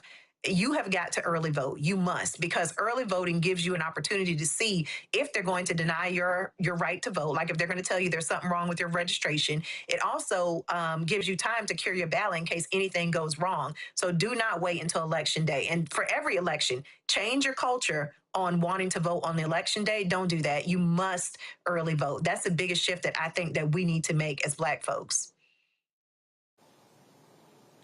Randy? I agree. I mean, we have to be clear that they're doing everything in their power to block us from voting. They're trying to steal the election. And so this is why they keep going to court and bringing up these false charges about the veracity of mail-in voting and other things. And so, yes, we have to act as if people are working against us and trying to take our vote, because that's exactly what is happening. Jolanda? So, Roland, I agree with everything that you said, but here's what I know is a reality here. A lot of people can't afford ID. In Texas, we're forcing everybody to come back and get new IDs. I mean, a lot of times you're going to renew your driver's license or your ID. They're making it difficult. They just are. And so there are going to have to be things done, like you say, Roland, educating people, and organizations, like you said, are going to have to help people. Some people do not have the money to afford IDs. But at the end of the day, Roland, you're talking about what we should be doing, and I agree with everything that you're saying, because it is dangerous and it can get worse, even though I believe some people believe it can't get any worse than it is now. But the truth is, you've got to spend money to get voters out. And I learned that when I ran for this office that I'm in right now. Yes. There were people who loved me, We knew they loved me. We had spent money to ID people who loved me. And on election day, a lot of those people had not come out to vote. And my team came to me and said, Yolanda, I need you to sign this check for $48,000 so we can drive out the voters we know support you and love you. And at 8 o'clock in the morning, they hadn't voted for me. But once I signed that check, they did come out to vote for me. People did not vote for me because they didn't love me. They didn't want to vote for me. There were issues that had to be addressed to actually get them to the polls. So someone can love the hell out of you, I agree, want to vote for you, intend to vote for you. But in addition to, we need to just do it just because some people have hard facts of life that make it very difficult for them to get to the polls, and we've got to pay for those strategies to get them there. Yes, and that's also why what I have been saying is, when I look at churches and community groups, I'm sitting here going, if we damn near create Uber during the Montgomery bus boycott, we can create our own damn Uber for when it comes to early voting and the polls. I'm looking at resources. I'm looking at, okay, who has vans? Who has transportation? I'm sitting here, and what I'm saying to black groups, what I'm saying to black organizations, okay, everybody said, oh, we doing GOTV. No, a bunch of y'all doing some bullshit, okay? What I'm talking about is, okay, can we identify? I'm being straight up. I've called out D9 for the longest because all I hear is, oh, we doing GOTV, we doing GOTV, and I go, okay, how many actually people are y'all touching? How many doors actually got knocked on? How many actual people have you registered? How many people did you actually take to the polls? See, I'm all about data. I'm not interested in this anecdotal stuff. My whole deal is, how many people are you touching and how many are you reaching? That's what I look at. And what I am saying, campaigns, the party and the candidate absolutely must be put in. But when you say, you know what, IDs cost, absolutely. You know what they did? The Florida Rights Restoration Group, Desmond Meads, when the Republicans there screwed the voters, where they said restore the voting rights of formerly incarcerated. They were like, oh, no, y'all got to complete y'all stuff before you get your voting rights back. So they had fines to pay. So you know what Desmond Meads group started doing? They started raising money, pay fines. Okay, how much you owe? Okay, owe $300. Boom. So my whole deal is, let's identify people who need voter ID. Okay, you need an ID? How much ID costs? All right, so we're going to sit here and say, we're going to go raise 10, 20, 30, 50,000, whatever the hell, amongst our group to say, we're going to get X number of people their ID. What I'm saying to these preachers and the community leaders and all these people who love standing up at news conferences talking, I need to see action behind your words. And what I'm saying is, I'm not waiting for somebody else to do it. The moment we're in, look, my new book, I talk about it, called Black Forward. This is a moment where black people are going to have to care for black people and invest in black people if we want to protect black people. I can't wait for a candidate or a party. So we got to put pressure on him and them. We also got to be doing some stuff ourselves. Before we go, over the weekend, y'all, we lost a couple of artist. Michael Wright, many of us might remember him from the 5 Heartbeats, as well as Sugar Hill. His wife posted on Instagram that he had passed away.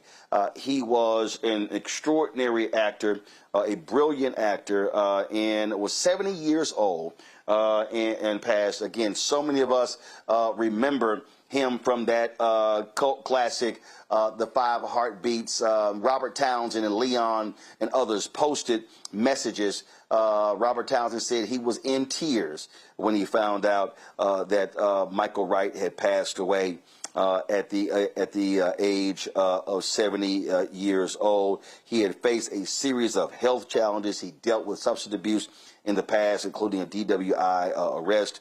But he appeared in a number of different productions, The Wanderers, V, The Principal, and Streamers. But he will forever be known as Eddie King Jr., or as many black people. This is what's so funny, Randy. Black people say, "Oh, Eddie Kane, Eddie Kane." No, it was actually Eddie King Jr. But black people, no, that's Eddie Kane. They didn't even say Kang. No, the role was Eddie King Jr. Right. No, I actually saw a video about that this weekend when I heard about his passing, and they were saying how, yeah, it's Eddie Kane to us, and that's always going to be Eddie Kane forever.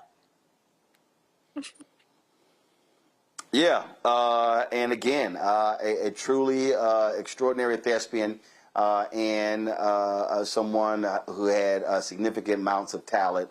We also lost Benjamin Lattimore, R&B singer. He went by the moniker Lattimore. That's what he went by. Of course, had his 1974 hit. It's Let's Straighten It Out. He began his career in 1965. Scored his first hit in 1973. With a remake of T-Bone Walker's Stormy Monday. It peaked at number 27 on the R&B chart. He followed that with If You Were My Woman, and reached, and then of course, but it was Let's Straighten It Out that hit the top 100. His career spanned more than 5 decades. It produced 13 singles that charted. The last of those came in 1986 with Sunshine Lady. He released 27 albums and was inducted into the Blues Hall of Fame in 2017. Renita, my Lattimore song is Bad Risk. I love that song. Lattimore was 86 years old. Renita, I know you play some Lattimore, so let's not even sit here and trip. You know, I do love blues music. We've talked about that before on here. We've talked about that here on the show before. So my condolences go out to his family, and I'm just glad to see that he was partially given some of his flowers being inducted into the Hall of Fame, because so many of these blues singers have made music that will live forever, and a lot of times they aren't given any flowers whatsoever. And so I'm glad to see. Thank you, Roland, also for covering that he passed away, because also, and maybe I just missed it, but I didn't see other outlets covering his death. So he's one who will be missed, and thank you for covering it. Jolanda, yeah, we know you down there in Houston. You've been listening to some Southern Soul and Blues too, so you know a little something about Lattimore. Don't act like you're too young to know. So first of all, I ain't never said that. In fact, I only listened to 70s and 80s R&B and some stuff in the 60s. So let me be clear. Of course, I listened to him through my mother. I'm glad she introduced me to his music. And I will also say this. The songs they sing now don't compare at all to what they sang in the 60s, 70s, and 80s. Because back then they could sing. And now they auto-tune. And I'll just leave it at that. My condolences go out to his family. But isn't it such a great thing that he has something that he's left behind that everybody can see? And the truth is, he lived a long life. He was 86 years old. So be thankful for the memories, because I certainly am. Absolutely. Listen, so I got Joe Simon's The Choking Kind and Bad Risk by Lattimore back-to-back on one of my playlists. And when Joe Simon passed away last year, we paid tribute, and his widow was just so appreciative. So she told someone else to please give her a call. And then my wife was a link, saw her at their conference in Detroit. The daughter said, oh, my God, if he could just call my mama. And listen, I say this all the time, and it's real. One of the reasons why we do this show, and we did this with my TV One shows, News One Now and Washington Watch. We did this with the Tom Joyner Morning Show, is that there are so many people in Black America that white folks ain't got no idea about, but a lot of us also forget. And so when we have our platforms, when you start thinking about our newspapers, they covered folks who passed away in our community. There's a brother. Matter of fact, we're going to do something on him this week as well with the in memoriam, who was a doctor who was also a civil rights activist. There's so many amazing African Americans who do work that they do not get any love whatsoever. Matter of fact, this week we are going to be live from Howard University for a couple of days because the fine arts, the School of Fine Arts there, named after Chadwick Boseman, is having a couple of events. Anthony Anderson is involved in one of those, and we're going to be streaming those events.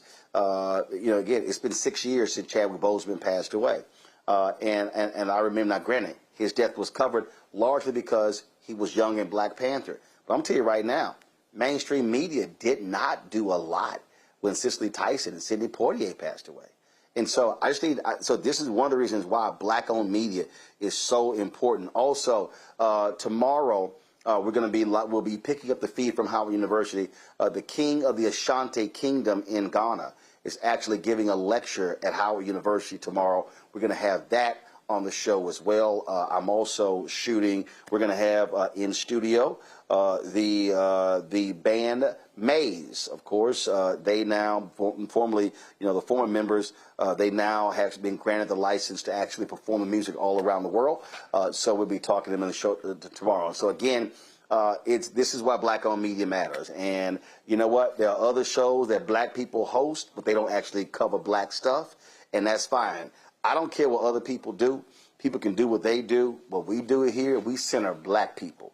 We make black people the central focus, and that's why we do what we do. We're going to keep doing that. That's important to me because we need a place where our story is always told, and that's why we always want to show love and appreciation to folks like Michael Wright and Benjamin Lattimore, both who passed away this weekend.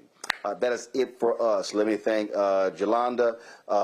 Yeah, I saw that video on Instagram of you and your comments being taken out of context.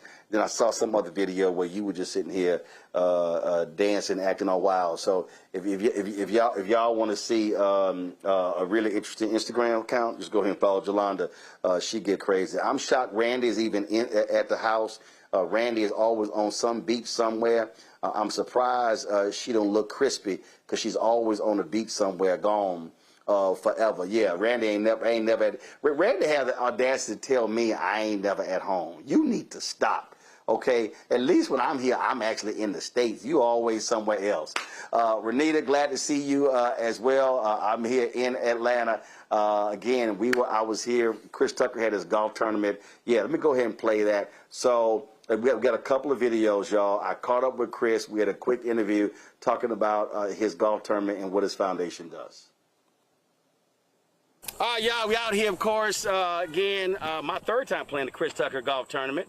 My main man, Roland. Glad to be here. Did you play today? Did you hit? Man, my favorite part is going around seeing all the people that came down here to dedicate their time, like you and so many others, man, to say hello. And that just brings me so much joy, man. And I appreciate you coming And down. you had some great folks out. I mean, Dr. J, Kevin Willis, Kenny Lattimore, Jeffrey Osborne. I mean, Brian Jordan. Man. We got a lot of people. You had Lil Tigger. We had a comedy show, or we had Mike. Yeah, I missed it. I had a speech on Saturday, so I couldn't make it. Oh, you missed a good one. We had a lot of good people. Montel Jordan. We had Montel's out here. Frost, who won a Tony Award for playing Michael on. He was late to the Broadway. picture. He was late for the picture. We had to wait for him. Yep, he was a little late. But we had a good time, man. We had a good time. But you here. Oh, we here? We had the best weather. We doing it for good cause. We doing scholarships at Morehouse. We doing homeless ministry. We doing church ministry. We doing all types of things, man. We even did a heart transplant. And see, y'all, and that's why. You need a new brain? That's we'll why. Oh, no. You good? No, this is an amazing brain.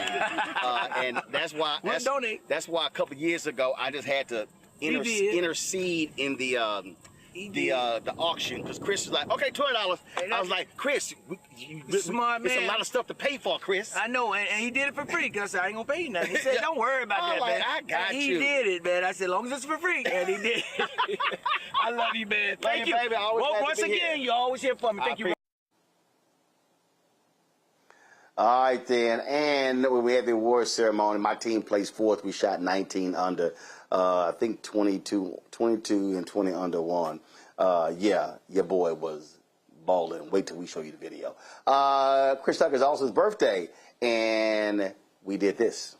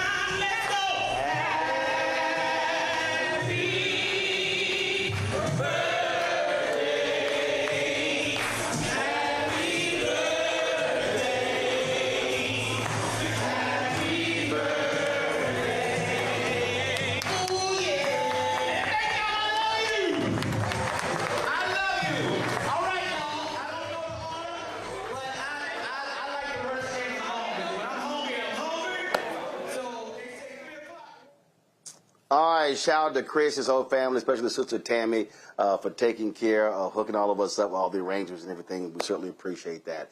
Again, let me thank Jolanda, Randy, and Renita for being on today's show. I certainly appreciate it. Thank you so very much. Folks, that is it for us. I'm back in studio tomorrow, leaving Atlanta in the morning. But if you want to join our Bring the Funk fan club, please do so. As I said, the work that we do is about us. It's about speaking to us. We don't have, major corporations, and we don't have big money folk cutting us checks. So your support is crucial for us to do the work that we do. We plan on really traveling around this country for doing town halls, doing the show on the road for the elections. And so your support is really important. Join the Bring the Funk fan club. You want to contribute via Cash App, use a Stripe QR code. You see it right here. This is also for credit cards. Checks and money order, make it payable to Roland Martin Unfiltered. P.O. Box 57196, Washington, D.C.